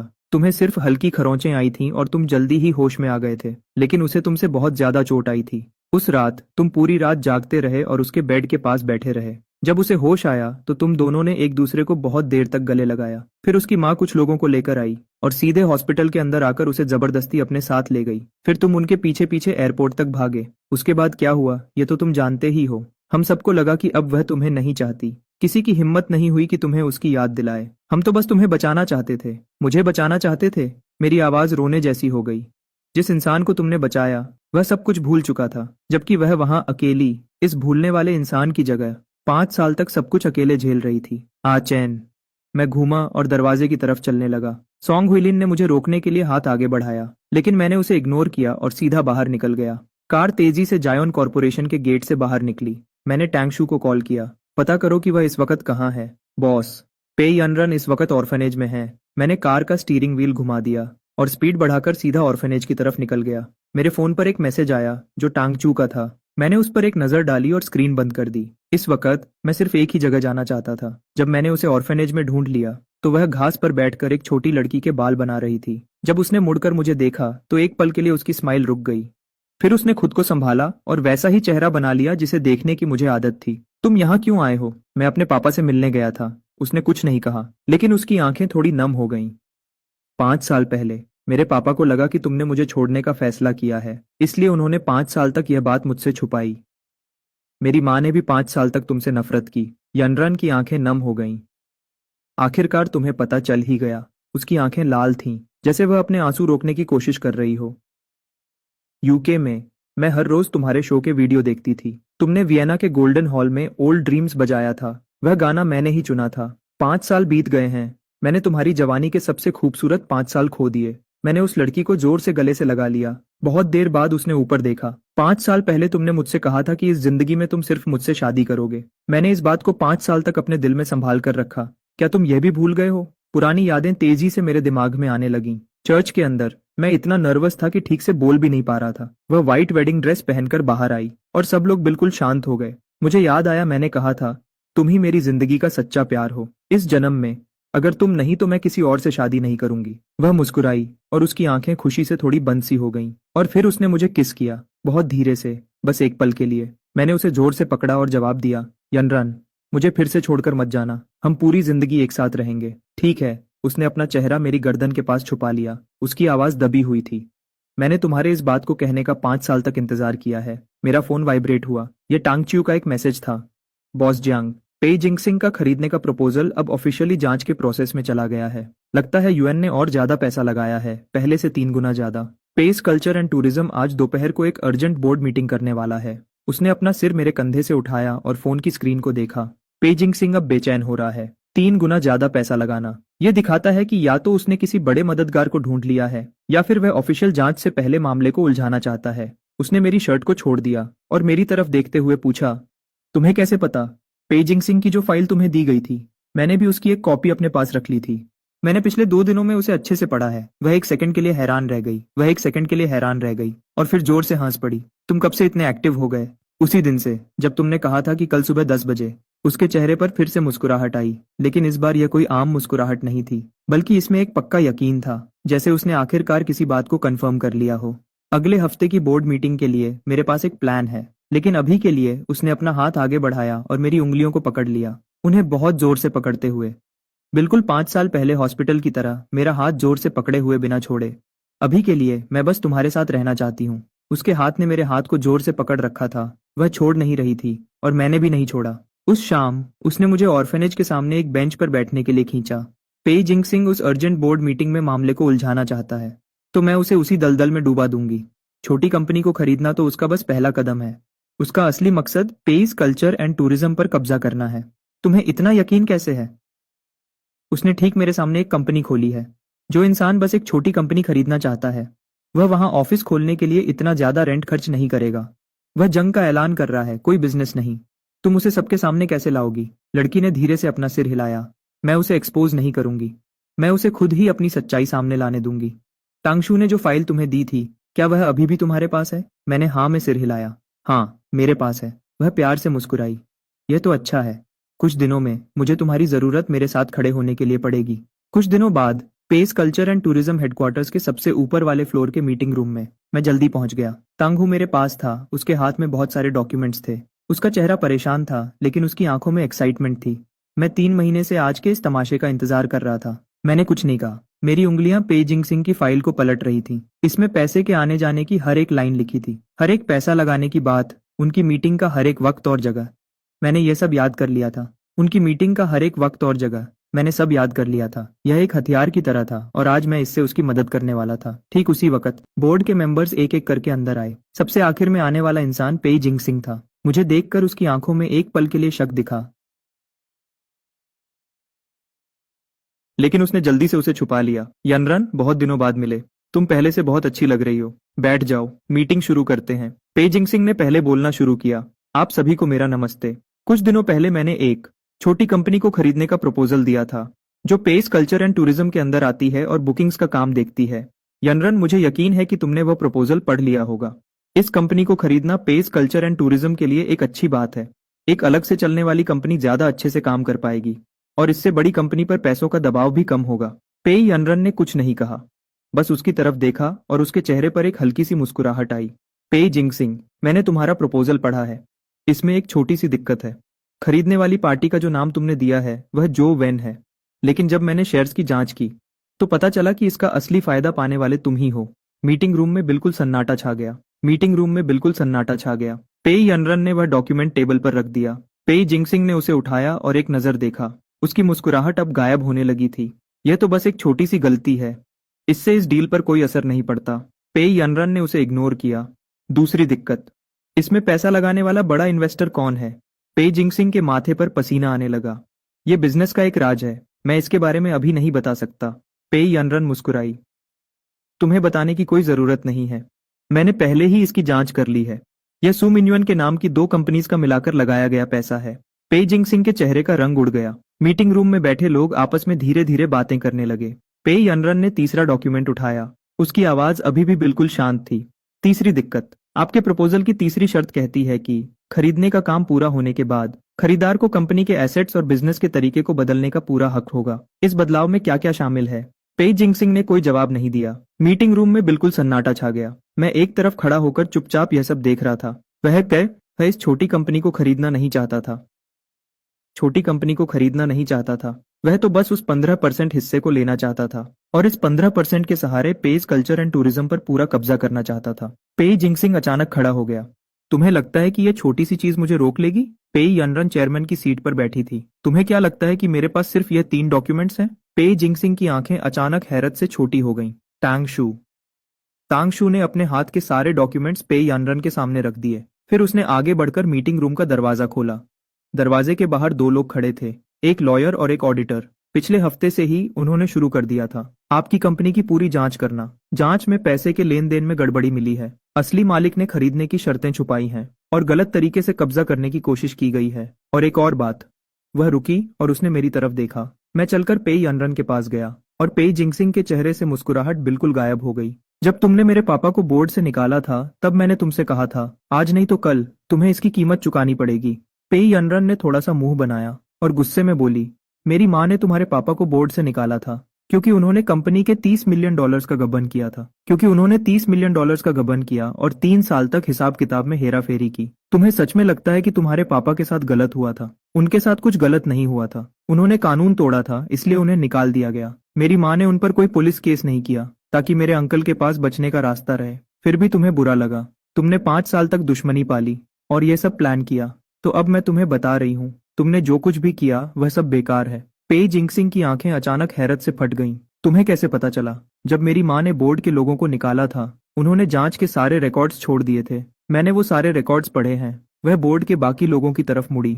आप सभी लोग देखिए, खरीदने वाली पार्टी, इसका असली मालिक, पेई जिंगसिंग का सच और इस प्रपोजल की सारी कमियां, ये सब अब आपके सामने है। अब आप सब अपना वोट दीजिए। सबसे बुजुर्ग मेंबर ने कहा, इस खरीदारी को रद्द करो और इसकी पूरी जांच शुरू करो। किसी ने इसका विरोध नहीं किया। पेई जिंगसिंग मीटिंग रूम के बीच में खड़ा था, एक टूटे हुए चाकू की तरह। उसके चेहरे पर गुस्सा तो था, लेकिन उसकी ताकत अब खत्म हो चुकी थी। उसने मेरी तरफ देखा, फिर पेई यनरन की तरफ देखा। उसके होंठ हिल रहे थे, पर मुंह से कोई आवाज नहीं निकल रही थी। फिर वह मुड़ा और दरवाजे की तरफ चलने लगा। दरवाजे पर पहुंचकर वह एक पल के लिए रुका और अपना सिर घुमाकर पेई यनरन को देखने लगा। तुम्हें लगता है कि यह सब खत्म हो गया? पेई यनरन ने उसकी तरफ देखा तक नहीं। तुमने जानबूझकर अपनी कंपनी ठीक मेरी कंपनी के सामने खोली थी। अब जब मैं तुम्हारा वो बोर्ड देखती हूँ तो मुझे सिर्फ कानून तोड़ने वाली एक दीवार दिखती है। पेई जिंगसिंग वहां से चला गया। मीटिंग रूम का दरवाजा बंद हो गया। बोर्ड के 7 मेंबर्स पेई यनरन की तरफ देख रहे थे। उनकी आंखों में कुछ ऐसा था जो मैंने पहले कभी नहीं देखा था। वह डर नहीं था, बल्कि सच में इज्जत और सम्मान था। पेई यनरन और मैं पेस कल्चर एंड टूरिज्म के ऑफिस से बाहर आए। पेई यनरन और मैं पेस कल्चर एंड टूरिज्म के ऑफिस से बाहर आए और सड़क के दूसरी तरफ खड़े हो गए। पेई जिंगसिंग की कंपनी का बोर्ड अभी भी वहां था। कांच की दीवार पर धूप चमक रही थी। उस बोर्ड पर बड़े अक्षरों में लिखा था, जिंगसिंग कल्चरल मीडिया। वह बिल्कुल नया लग रहा था, जैसे कल ही लगाया गया हो। मैंने उस बोर्ड की तरफ देखा। मेरी आवाज भारी थी।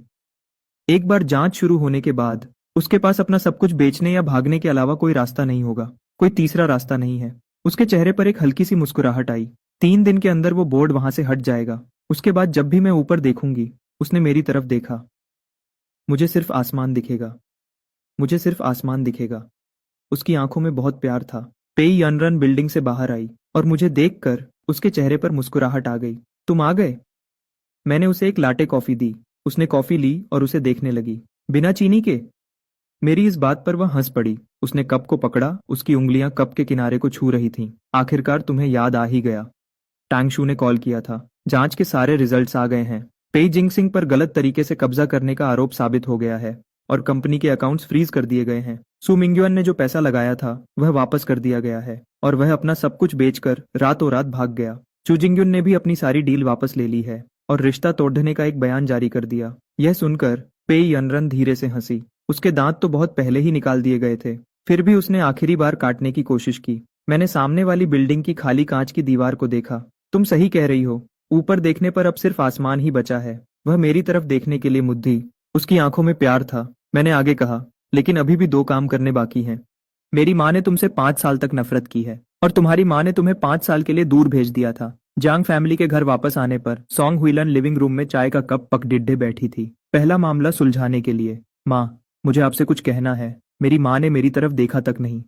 तुम फिर से उसकी तरफदारी करने आए हो, है ना? मैं उसकी तरफदारी नहीं कर रहा हूँ, बल्कि आपको सच बता रहा हूँ। 5 साल पहले वह अपनी मर्जी से नहीं गई थी। उसे उसकी माँ ने जबरदस्ती भेज दिया था। उस दिन एयरपोर्ट पर उसने अपना सिर घुमाया और चिल्लाकर मुझे रुकने के लिए कहा।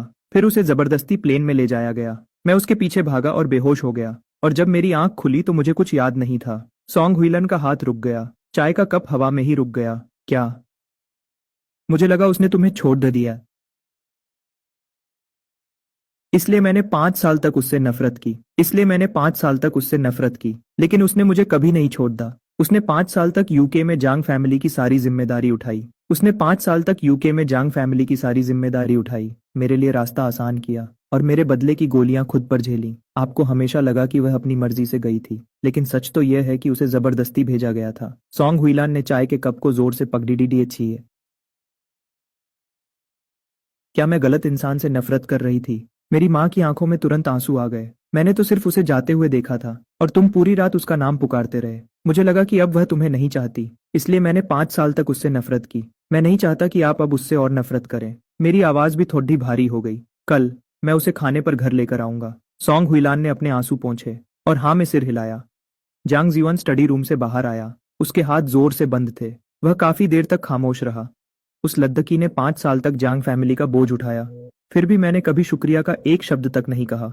उस साल मैंने अकेले ही शादी का सारा इंतजाम किया था। शादी के सर्टिफिकेट पर गवाह के रूप में मेरा नाम था, लेकिन शादी में हुए उस हादसे के बाद मैंने 5 साल तक यह बात तुमसे छुपाई। मुझे लगा मैं तुम्हें बचा रहा हूँ, लेकिन सच तो यह है कि मैं सिर्फ भाग रहा था। उसने अपने पीछे से एक डिब्बा निकाला।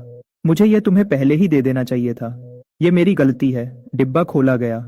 उसके अंदर 5 साल पहले की शादी की तस्वीरें थीं और एक वीडियो टेप थी। टेप के कवर पे लिखा था जून 8 सेंट जॉन्स चर्च।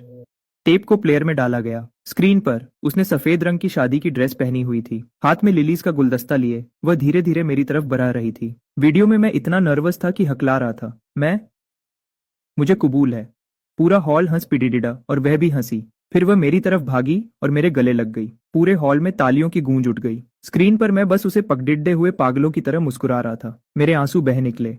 पुरानी यादें ताजा हो गईं, लेकिन इस बार वे टूटे हुए टुकड़े नहीं थे, बल्कि एक पूरी कहानी थी। जो याद अंदर कहीं बंद थी वह अब खुल चुकी थी। दोपहर को पेई यनरन को एक फोन कॉल आया। वह 2 सेकंड के लिए रुक गई, फिर उसने जल्दी से फोन उठाया। मैंने देखा कि बोर्ड मीटिंग में क्या हुआ। तुमने उससे भी बेहतर किया जो मैंने उस वक्त किया था। 5 साल पहले जब मैं तुम्हें दूर ले गई थी, मुझे लगा मैं तुम्हें बचा रही हूँ। तुम्हारे यूके के 5 साल, वे सारे रास्ते जो मैंने तुम्हारे लिए बनाए थे, तुमने उन सबको अपनी कामयाबी की सीढ़ी बना लिया। वह लद्द का जांगचैन। पहले मुझे लगा कि वह तुम्हारे लायक नहीं है, लेकिन इन 5 सालों में मुझे बहुत सी बातें समझ आई हैं। मैं जानती हूँ कि तुमने इस आदमी को खुद चुना है। अब तुम्हें कोई नहीं रोक सकता। पेई यनरन की आवाज थोड़ी कांपने लगी। माँ, आखिरकार आपने ये कह ही दिया। दूसरी तरफ से उसकी माँ थोड़ी देर के लिए रुकी। मुझे तुमसे सिर्फ माफी ही नहीं मांगनी, माफी। अब से तुम पेई कॉर्पोरेशन के सारे फैसले खुद लोगी। मैं अब तुम्हारे लिए कोई फैसला नहीं करूंगी। तुमने साबित कर दिया है कि तुम मुझसे भी बेहतर कर सकती हो। पेई यानरन ने फोन रख दिया और काफी देर तक खिड़की के पास खड़ी ही होकर बाहर देखती रही। मैं अंदर गया और उसे पता भी नहीं चला। काफी देर बाद जब वह मुद्दी और मुझे देखा तो वह मुस्कुरा दी। मेरी माँ ने कहा कि तुम बिल्कुल मेरे लायक हो। उन्होंने यह भी कहा कि वह अब मेरे लिए कोई फैसला नहीं करेंगी। उन्होंने कहा कि मैं उनसे भी बेहतर कर सकती हूँ। मैं उसके पास गया और उसे अपने गले से लगा लिया। उसने इस एक बात के लिए 5 साल इंतजार किया था। यह किसी भी माफी से कहीं ज्यादा बढ़कर था। अगले दिन मैं पेई यानरन को जियांग फैमिली के घर लेकर आया। सोंग हुइलन दरवाजे पर खड़ी रिधी थी और पेई यानरन को ध्यान से देख रही थी। यानरन, मैंने 5 साल तक तुमसे नफरत की। मुझे लगा तुम चली गई और अब तुम्हें आहचन नहीं चाहिए, लेकिन ऑर्चन ने मुझे बताया कि एयरपोर्ट पर तुमने पीछे मुड़कर उसे रुकने के लिए जोर से आवाज दी थी। सॉन्ग हुइलिन ने आगे बढ़कर पेई यानरन का हाथ पकड़ा। यानरन, मुझसे गलती हो गई। तुमने पिछले 5 साल से बहुत दुख झेला है और इसमें थोड़ी गलती मेरी भी थी। मुझे नहीं पता था कि तुम उसके लिए रास्ता बना रही थी। मुझे माफ कर दो। पेई यानरन के आंसू चुपचाप बहने लगे। यानरन, मुझे तुम दोनों की शादी करवानी है। जो शादी मैंने 5 साल पहले तय की थी वह पूरी नहीं हो पाई थी। मुझे इसे फिर से करवाने दो। इस बार सब कुछ बिल्कुल सही होगा, ठीक है? सेंट जॉन्स चर्च में शादी के दिन ओल्ड जो दरवाजे पर खड़े होकर हमें अंदर आते हुए देख रहे थे। आखिरकार तुम दोनों वापस आ ही गए। मैं यहाँ 5 साल से इंतजार कर रहा हूँ। हर रोज दरवाजा खोलने से पहले मैं ऊपर ठीक किए गए ऑल्टर की तरफ देखता था। हमेशा यही सोचता था कि एक दिन तुम दोनों जरूर वापस आओगे। मैं स्टेज पर खड़ा था। मेरी आवाज घबराहट की वजह से दबी जा रही थी। 5 साल पहले मैं इतना घबराया हुआ था कि बोल भी नहीं पा रहा था। इस बार मेरे पास कहने के लिए सिर्फ एक बात है, पेई यनरन। इस जिंदगी में अगर तुम नहीं तो मैं किसी और से शादी नहीं करूंगा। इस बार मैं किसी को भी तुम्हें मुझसे दूर नहीं करने दूंगा। वह मुस्कुराई और उसकी आंखों में आंसू थे जो उसकी मुस्कुराहट के साथ बह रहे थे। मेरे पास भी कहने के लिए सिर्फ एक बात है, आचेन। मैंने 5 साल तक तुम्हारा इंतजार किया है। अब आखिरकार मुझे और इंतजार नहीं करना पड़ेगा। यह कहने के बाद हम दोनों ने एक दूसरे को अंगूठी पहनाई। वह तय अंगूठी जो 5 साल पहले एक दूसरे को नहीं पहनाई जा सकी थी, वह आखिरकार आज पहना दी गई। सॉन्ग वायलेंट स्टेज के नीचे बैठी थी। उसके चेहरे से लगातार आंसू बह रहे थे, लेकिन उसके चेहरे पर मुस्कुराहट 5 साल पहले से कहीं ज्यादा सच्ची थी। पेई यानरन की माँ दूसरी तरफ की बेंच पर बैठी थी, बिना एक भी शब्द बोले, बस चुपचाप अपनी बेटी को सफेद शादी के जोड़े में देख रही थी। मैंने उसका हाथ पकड़ा। अब जब तुम ऊपर देखती हो तो तुम्हें क्या दिखता है? उसने ऊपर देखा, सामने आसमान की तरफ निगाह की, और हमारा आने वाला खुशहाल कल भी। शादी के बाद हमारी पहली सुबह। मेरी आंख खुली और मैं उठ गया। पर्दे से छनकर धूप कमरे में आ रही थी। मैंने पास में हाथ बढ़ाया। बेड का दूसरा हिस्सा खाली था। मैं घबरा गया। मैं तुरंत उठा और नंगे पैर बेडरूम से बाहर भागा। लिविंग रूम या किचन में कोई नहीं था। जब तक मैंने बालकनी की तरफ नहीं देखा, वह वहां एक चेयर पर बैठी थी। सुबह की धूप उसके बालों पर चमक रही थी। उसके हाथ में गर्म पानी का ग्लास था और वह चुपचाप दूर देख रही थी। मैं उसके पास गया और उसे पीछे से गले लगा लिया। तुमने तो मुझे डरा ही दिया था। मेरी इस अचानक हरकत पर वह हंस पड़ी और पीछे होकर मुझसे लिपट गई। मुझे बस जल्दी उठने की आदत है। यूके में 5 साल तक मैं हर रोज ऐसे ही जल्दी उठती थी। इतना जल्दी क्यों उठती थी? तुम्हारा इंतजार करने के लिए। मेरा इंतजार किस लिए? तुम्हारे शो के वीडियोस आने का इंतजार करने के लिए, तुम्हारे नए एल्बम के आने का इंतजार करने के लिए, तुम्हारे ओल्ड ड्रीम्स बजाने का इंतजार करने के लिए। वह थोड़ी देर के लिए रुकी। उसकी आवाज बिल्कुल धीमी हो गई। हर रोज उठते ही सबसे पहले मैं ये देखती थी कि तुम कहाँ हो। ये बातें सुनकर मेरे दिल में सच में दर्द हुआ, लेकिन मुझे अंदर से बहुत अच्छा भी लगा। पिछले 5 साल से वह हर रोज उठते ही मुझे ढूंढती थी, जबकि मुझे उसका नाम तक याद नहीं था। मैं थोड़ा झुका और उसके सिर पर किस किया। अब से उठते ही सबसे पहले तुम्हें मुझे ढूंढना नहीं पड़ेगा, क्योंकि मैं हमेशा तुम्हारे ठीक पास ही सोया रहूंगा। उसने कुछ नहीं कहा, लेकिन उसने मेरी आस्तीन को जोर से पकड़ लिया और धीरे से हाँ कहा। इन द किचन मैंने उसके लिए एक बोल दलिया बनाया। उसने बोल पकड़ा और धीरे धीरे एक एक चम्मच खाने लगी। और मुझे अचानक चीचिनवान की कही हुई बात याद आई कि यूके में उसे जिंदा रहने के लिए लंबे समय तक ग्लूकोज चढ़वाना पड़ता था। मैं उसे दलिया खाते हुए देख रहा था। मेरा दिल दुख और प्यार से भर गया। धीरे धीरे खाओ, कोई जल्दी नहीं है। उसने ऊपर मेरी तरफ देखा और उसके चेहरे पर एक हल्की सी मुस्कुराहट आ गई। जब तुम मुझे ऐसे देख रहे हो तो मैं जल्दी कैसे कर सकती हूँ? ठीक है, मैं नहीं देखूंगा। मैंने अपना चेहरा घुमाया जैसे मैं खिड़की से बाहर देख रहा हूँ, लेकिन मैं अपनी तिरछी नजर से उसे ही देख रहा था। उस शाम दलिया खत्म करने के बाद उसने सुकून की सांस ली। मेरा फोन बजा। यह टैंगचू का मैसेज था। चैन भाई, बहुत बहुत बधाई हो। बधाई हो। शादी की बहुत मुबारकबाद। क्या तुम उठ गए? क्या कल रात अच्छी नींद आई? मिस पे का मूड कैसा है? तुम दोनों ने नाश्ते में क्या खाया? मैंने एक भी मैसेज का जवाब नहीं दिया। अगला मैसेज तुरंत बाद आया। ठीक है बॉस जांग, अगले वेंसडे को आपका एक और परफॉर्मेंस है शंजन में। बेडीडी बेटी पेई ने पहले ही 3 साल के लिए आपका पूरा स्केड्यूल बुक कर लिया था। अब जब आप दोनों की शादी हो गई है तो क्या इस परफॉर्मेंस स्केड्यूल में कोई बदलाव करना है? मैंने फोन पेई यानरन को दे दिया। तुमने 3 साल के लिए मेरे सारे परफॉर्मेंसेस बुक किए हैं। अब हम क्या करें? उसने मैसेज की तरफ देखा और हंस पुडीडेची, तुम्हारी पत्नी ने तुम्हारे शोज के लिए पैसे दिए हैं? क्या तुम पैसे वापस मांग रहे हो? मैंने मजबूरी में कहा। तो क्या अब मैं ऐसे ही तुम्हारे सहारे रहूंगा? उसने अपनी आईब्राउ उठाकर मेरी तरफ देखा। उसकी आंखों में एक हल्की सी शरारत थी। पहले मैंने तुमसे ओल्ड ड्रीम्स बजवाने के लिए 5.2 मिलियन युआन खर्च किए थे। अब मैंने पूरे 3 साल के लिए तुम्हारे साथ कॉन्ट्रैक्ट कर लिया है। बताओ, ये अच्छी डील है या नहीं? 3 साल में टोटल कितने शोज हैं? उसने अपने दिमाग में हिसाब लगाया। लगभग 40 से ज्यादा शोज, हर शो के हिसाब से $150,000 से भी कम। तुम्हारी बुकिंग फीस बरच गई है, लेकिन मैंने पहले ही खरीद लिया था। Early bird price. तुमने ये बिजनेस की बातें कब से सीख ली? यूके में सीखी थी। और कहाँ? मुझे एक कंपनी चलानी थी, इसलिए मुझे हिसाब लगाना सीखना पिडिड्डा। वह एक पल के लिए रुकी, उसकी आवाज़ नर्म हो गई। लेकिन मैंने खुद उन सारे परफॉर्मेंसेस को चुना था, हर स्टेज की जगह से लेकर हर एक गाने की लिस्ट तक, यहाँ तक कि ऑडियंस के बैठने की जगह तक। मैंने सब कुछ खुद चेक किया था। तुमने सब खुद चेक किया था? हाँ, जब मैं यूके में थी, हर परफॉर्मेंस से पहले मुझे वहाँ की एक रिपोर्ट मिलती थी, ये चेक करने के लिए कि साउंड सिस्टम, लाइटिंग और सेफ्टी का सब इंतजाम ठीक है या नहीं। मेरे साइन करने से पहले उसने मेरी तरफ देखा, उसकी आवाज़ फिर से हल्की हो गई। मैं तुम्हारे साथ स्टेज पर तो नहीं जा सकती थी, लेकिन मैं ये ध्यान रख सकती थी कि जब तुम स्टेज पे खड़े हो तो तुम्हारे आसपास की हर चीज बिल्कुल परफेक्ट हो। पिछले 3 साल में 40 से ज्यादा परफॉर्मेंसेस। मुझे लगा कि ये सब किस्मत की वजह से था, लेकिन पता चला कि हर स्टेज के पीछे कोई मेरे लिए लाइट की एक एक केबल चेक कर रहा था, स्पीकर्स का एक एक स्क्रू चेक कर रहा था। तो तुम उस वक्त मुझसे मिलने क्यों नहीं आई? उसने अपना हाथ आगे बढ़ाया और मेरे चेहरे को प्यार से छुआ। उस वक्त मेरी माँ तुम्हें नहीं समझती थी। जंग फैमिली की मदद करने के लिए उनकी एक शर्त थी कि मुझे तुमसे मिलने की इजाजत नहीं होगी। मेरा दिल भर आया और मैंने उस लद्दकी को कस के गले से लगा लिया। ठीक उसी वक्त टैंगचू का एक और मैसेज आया। बॉस जंग, प्लीज मुझे जवाब दो। अपने सपनों की दुनिया से बाहर आओ। मुझे बताओ कि शंजन वाला शो हो रहा है या नहीं। पेई यनरन ने मेरा फोन ले लिया और सीधा एक वॉइस मैसेज भेजा। शंजन वाला शो बिल्कुल नॉर्मल तरीके से होगा और अगले महीने से सारे परफॉर्मेंस कॉन्ट्रैक्ट्स हम दोनों के नाम पर होंगे। जंगचेन की फीस पहले जितनी ही रहेगी। पेज एंटरटेनमेंट अब अलग से काम नहीं करेगा, बल्कि सीधा जंगचेन स्टूडियो के साथ साइन करेगा।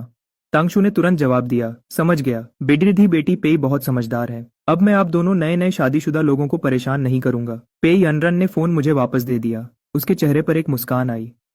तुम्हारा असिस्टेंट काफी मजेदार है, ही बस बातें थोड़ी ज्यादा करता है, लेकिन काम के मामले में वह काफी भरोसेमंद है। मुझे पता है, वरना मैं उसे तुम्हारे पास रहने ही नहीं देती। तुमने ही टांगच्यू को मेरे पास भेजा था। उसने सीधा जवाब नहीं दिया, बस इतना कहा, क्या तुम्हें लगता है कि एक आम म्यूजिक स्टूडेंट जो एक छोटे से पब से निकलकर सीधा बेडी डीढे इंटरनेशनल स्टेज पर पहुंच गया, उसने यह सब अकेले ही कर लिया?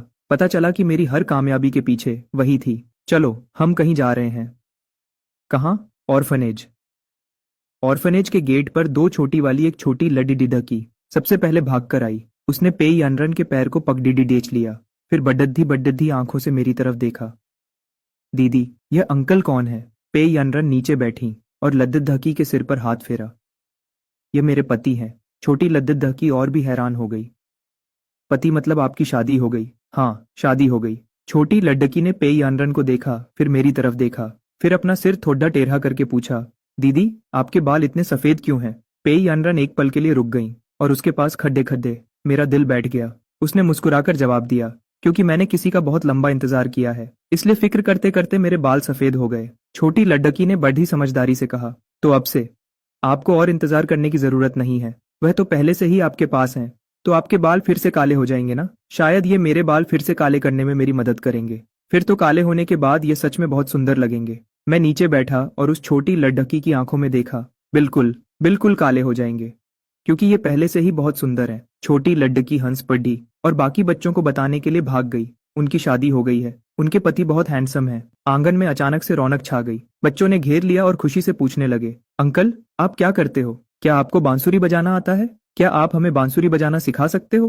पेई अनरन एक तरफ खड़ी होकर देख रही थी और खुशी से मुस्कुरा रही थी। दोपहर को जब बच्चे सोकर उठे, पेई अनरन और मैं आंगन में झूले पर बैठे थे। बहुत समय बाद ऐसी शांति महसूस हो रही थी। यूके में उन 5 सालों के दौरान हर दिन कंपनी के बोर्ड और शोज तैयार करने में निकल जाता था, और मैं हर दिन तुम्हारे बारे में खबर देखती थी। मैंने उसकी तरफ घूमकर देखा। अब तुम्हें खबर देखने की जरूरत नहीं है, मैं बिल्कुल तुम्हारे पास हूँ। उसने अपनी आंखें बंद की और धीरे से किया। यह एक आदत बन गई है, इसे बदलने में थोड़ा समय लगेगा, तो फिर आराम से इस आदत को बदलो, कोई जल्दी नहीं है। वैसे एक बात बताओ, एक और बात है जो मैंने तुम्हें नहीं बताई। क्या बात है?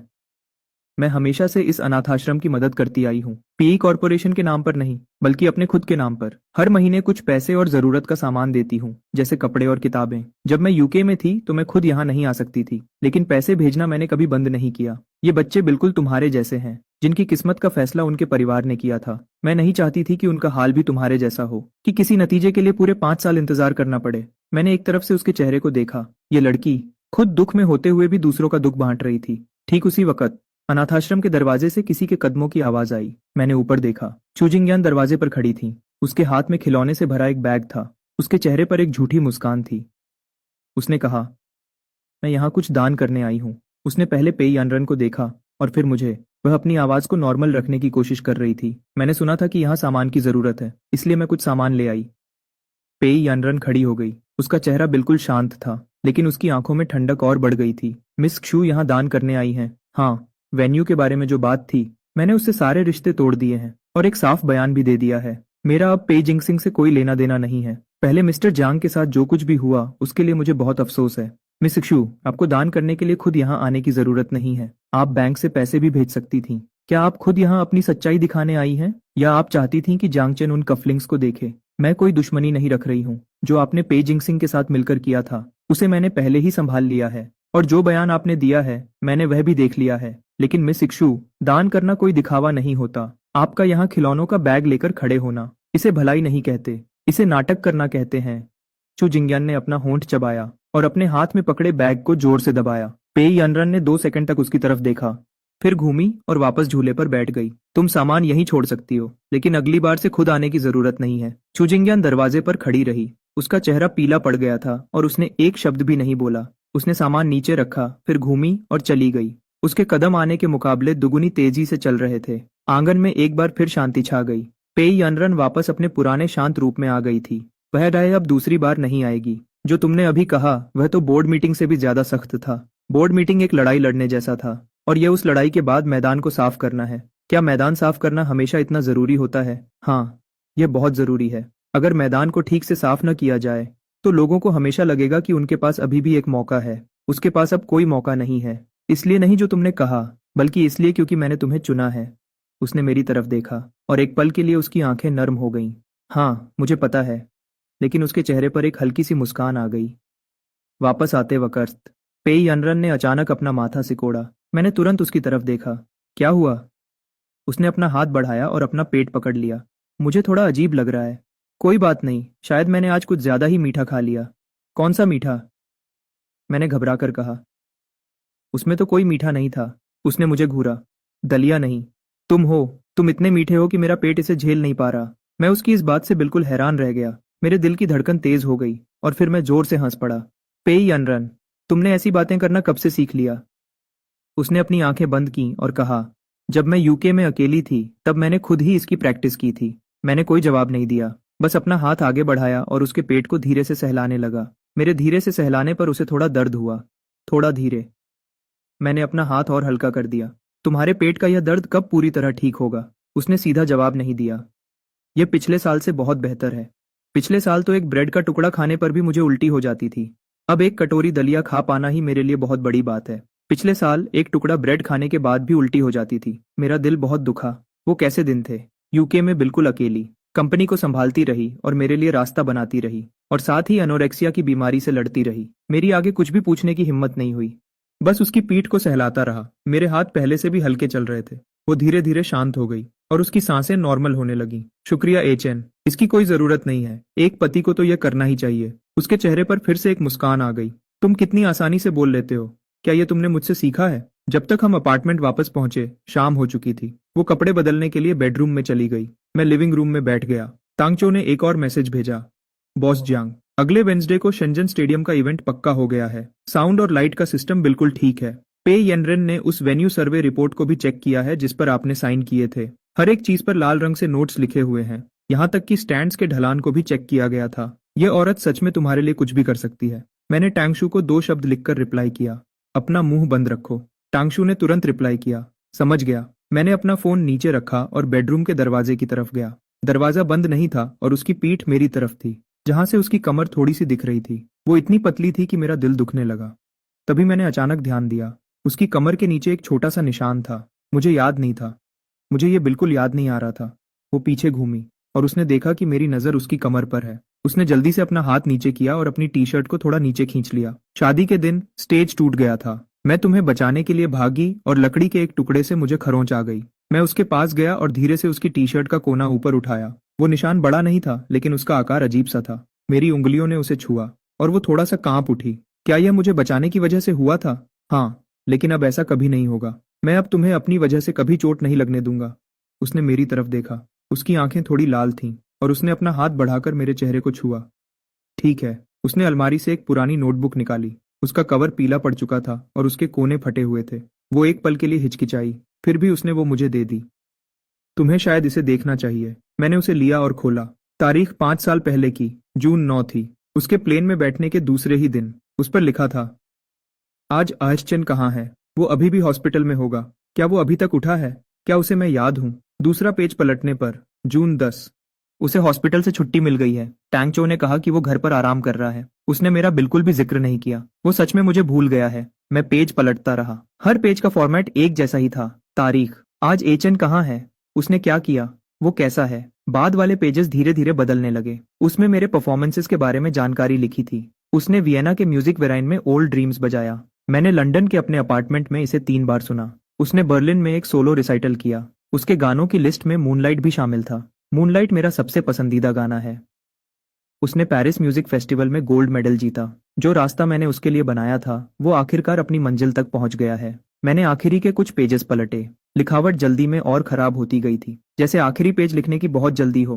तारीख पिछले महीने की थी। उस पर सिर्फ एक लाइन लिखी थी। उसने आखिरकार मेरे सामने ओल्ड ड्रीम्स बजाया। वो आखिरकार वापस आ गया है। मैंने नोटबुक बंद कर दी। मेरा गला दुख से भर गया। 5 साल, हर दिन और हर रात वो मुझे ढूंढ रही थी। मैंने नोटबुक नीचे रख दी, उसकी तरफ देखते हुए। क्या तुम इसमें हर रोज लिखती थी? उसने हाँ में सिर हिलाया। यह एक आदत बन गई थी और मैं सिर्फ यही कर सकती थी। मैं उसके पास गया और उसे गले से लगा लिया। अब तुम्हें और लिखने की जरूरत नहीं है। आज से मैं हमेशा तुम्हारे साथ रहूंगा। मुझे पता है, लेकिन मैं इस नोटबुक को फेंकूंगी नहीं। इसने मेरे पिछले 5 साल संभाल कर रखे हैं। मुझे इसे रखना होगा। इसे रखो। मैं इसका हर एक पेज पढ़ना चाहता हूँ। उसने स्माइल किया। अब जब तुमने इसे पढ़ लिया है तो अभी भी एक पेज बचा है जो तुमने नहीं पढ़ा। मैं हैरान रह गया। क्या कुछ और भी है? नोटबुक के अंदर वाले कवर से उसने एक कागज का टुकड़ा निकाला जो कई बार फोल्ड किया हुआ था। मैंने ये चिट्ठी 5 साल तक लिखी है। मैंने हर साल एक पैराग्राफ लिखा, लेकिन मैंने आखिरी पैराग्राफ कभी पूरा नहीं किया। मैंने नीचे देखकर पहला पैराग्राफ पढ़ा। आहचैन, अगर मुझे भूलने से तुम्हें खुशी मिलती है तो मुझे भूल जाओ। मैं नहीं चाहती कि तुम मेरी वजह से परेशान हो। दूसरा पैराग्राफ। आहचैन, अगर तुम्हें मैं याद हूं तो मुझे ढूंढने आओ। मैं जिंग सिटी में हूँ, पेस कल्चर एंड टूरिज्म में, या फिर उस अनाथश्रम में, हर उस जगह जहां तुम मुझे देख सकते हो। तीसरा पैराग्राफ। आहचिन, अगर तुम मुझसे नफरत करते हो तो मुझे वह भी मंजूर है। मुझसे नफरत करते हो, बस मुझे भूलना मत। नफरत ही सही। कम से कम ये तो दिखाता है कि तुम्हें मैं याद हूँ। आखिरी पैराग्राफ की जगह खाली छोड़ी गई थी। आखिरी पैराग्राफ जो मैं लिखना चाहती थी वह था, अगर तुम वापस आते हो तो फिर कभी मत जाना। लेकिन मुझमें यह लिखने की हिम्मत नहीं थी, क्योंकि मुझे यकीन नहीं था कि वह वापस आएगा या नहीं। मैंने उसकी घबराई हुई आंखों में देखा और आखिर में खाली जगह पर एक लाइन लिख दी, मैं वापस आ गया हूँ, अब कभी नहीं जाऊंगा। आखिरकार उसके आंसू बह गए, रोने की वजह से नहीं, बल्कि सुकून की वजह से, पिछले 5 साल के सारे डर को भुलाते हुए। ऑक्शन, अब जब तुमने ये लिख दिया है तो इसे मिटाना मत। मैं इसे नहीं मिटाऊंगा। अगर मैंने कुछ भी मिटाया तो मैं इसका हर्जाना दूंगा। आंसुओं का हर्जाना नहीं दिया जा सकता, इसकी कीमत बहुत ज्यादा है। मैंने उसे जोर से गले लगा लिया। तो फिर मुझे इसे मिटाने पर मजबूर मत करना। उसने भी मुझे गले लगा लिया। खिड़की के बाहर शाम हो चुकी थी, लेकिन कमरे की लाइट्स अभी भी जली हुई थीं। लाइट के नीचे उसके सफेद बाल ऐसे लग रहे थे जैसे उसके कंधों पर चांदनी बिखरी हो। मैंने उसे देखा और अपने मन में सोचा, सफेद बाल भी ठीक है, काले बाल भी ठीक है, वह निशान भी ठीक है। डायरी हो या अधूरा खत, इससे कोई फर्क नहीं पड़ता। ये सब इस बात का सबूत है कि उसने मेरा इंतजार किया, और अब आखिरकार मेरे पास ये हक है कि मैं खुद इस सबूत को हसीन यादों में बदल सकूं। लिविंग रूम में वापस आकर मेरा फोन फिर से बजा। यह टैंगचू का एक मैसेज था। बॉस, पेजिंग सिंह की कंपनी बंद हो गई है, लेकिन उसके पास अभी भी एक ऐसा बैंक अकाउंट है जिसका पता नहीं लगाया जा सकता। आखिरी बार पैसे जिंग सिटी में ट्रांसफर किए गए हैं। हमें अभी तक पैसे पाने वाले का पता नहीं चला है, लेकिन वह रकम एक नई कंपनी शुरू करने के लिए काफी है। मैंने इस मैसेज को देखा और मेरी परेशानी थोड़ी बढ़ गई। पेजिंग सिंह के पास अभी भी एक बैकअप प्लान था। मेरा चेहरा देखकर पे यानरान ने पूछा, क्या हुआ? पेजिंग सिंह शायद अभी पूरी तरह से खत्म नहीं हुआ है। मैंने उसे अपना फोन दे दिया। उसने मैसेज पर एक नजर डाली और उसके चेहरे पर एक हल्की सी मुस्कान आई। तो उसे आने दो। वह मेरे कंधे पर सर रखकर बैठ गई। उसकी आवाज बिल्कुल शांत थी। वैसे भी अब तुम मेरे साथ हो। लेकिन उसकी उंगलियों ने मेरी स्लीव को जोर से पकड़ रखा था, जैसे वह मुझे छोड़ना नहीं चाहती थी। पेजिंग सिंह के बैंक ट्रांसफर का 3 दिन बाद चीचिंगवोन ने पता लगा लिया। पैसे पाने वाली एक नकली कंपनी थी, लेकिन पे यानरन उससे भी ज्यादा तेज निकली। पैसे आने से एक दिन पहले ही उसने अपने लॉयर से कहकर उस अकाउंट को फ्रीज करवा दिया।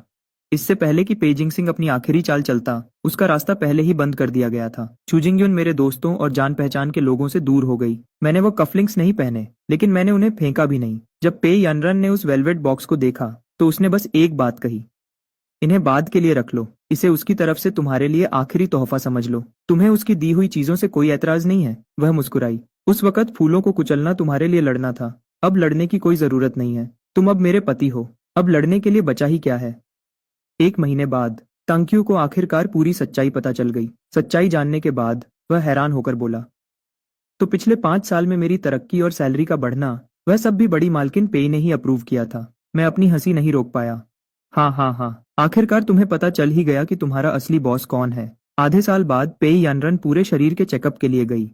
उसकी तबीयत पहले से बहुत बेहतर थी। उसे बस इसी तरह अपना ध्यान रखना था। जब वह रिपोर्ट लेकर वापस आई तो उसका चेहरा बिल्कुल शांत था, लेकिन मैंने फिर भी उसे चुपके से चैन की सांस लेते हुए देखा। जिस दिन मदर पेइजिंग सिटी आई, पेई यानरन खुद उन्हें लेने एयरपोर्ट गईं। 5 साल पहले उन्होंने खुद अपनी बेटी को प्लेन में बिठाकर भेजा था। 5 साल बाद वह खुद फ्लाइट से आईं, एग्जिट पर खड़ी हुईं और अपनी बेटी को देखा। उनकी आंखें नम हो गईं। यानरन, मुझे तुमसे सिर्फ माफी ही नहीं मांगनी है। मदर पेई ने अपना हाथ आगे बढ़ाया। पेई यानरन 2 सेकंड के लिए हिचकिचाई और फिर उनका हाथ पकड़ लिया। शाम के वक्त हम बालकनी में बैठे थे। उसके हाथों में वह पुरानी नोटबुक थी। आखिरी पेज जिस पर मैंने लिखा था, वह लाइन अभी भी वहां थी, मैं वापस आ गया हूँ, अब कभी नहीं जाऊंगा। उसने वह पेज खोला, उसकी उंगलियां थोड़ी देर रुकीं और फिर वह मुस्कुरा दी। तुम्हारी हैंडराइटिंग सच में बहुत खराब है। दूर से एक बांसुरी की आवाज गूंजी। ये वही स्पीकर था जिसे मैंने बंद नहीं किया था। 3 महीने बाद पेई यानरन के सफेद बाल फिर से काले होने लगे थे। मदर पेई ने पहली बार खुद मुझे खाने पर बुलाया। खाने के बीच में उन्होंने कहा, यह बच्चा अब से पेई परिवार का आधा हिस्सा है। पेई यानरन हैरान रह गई। मैंने तुरंत बीच में बोला, आंटी, यह मैं हूँ। अब मैं पूरी तरह से पेई फैमिली का हिस्सा हूँ। मुझे वह दिन याद है जब मैंने प्रपोज किया था। उस दिन मैंने उसका सबसे पसंदीदा म्यूजिक मूनलाइट बजाया, बिल्कुल वैसे ही लाइटिंग और ताजा फूलों के साथ जैसे 5 साल पहले था। बस इस बार प्रपोज करने वाला मैं था। पेई यानरन मुझे फूल देने के लिए स्टेज पर आई। मैंने फूल नहीं लिए। मैं तुरंत एक घुटने पर बैठ गया। 5 साल पहले तुमने मुझे बचाया था, अब से तुम्हें बचाने की बारी मेरी है। यानरन, क्या तुम मुझसे शादी करोगी? उसकी आंखों में आंसू आ गए। उसका गला भर आया और उसने हाँ में सिर हिला दिया। फिर वह नीचे झुकी और उसने मुझे किस किया।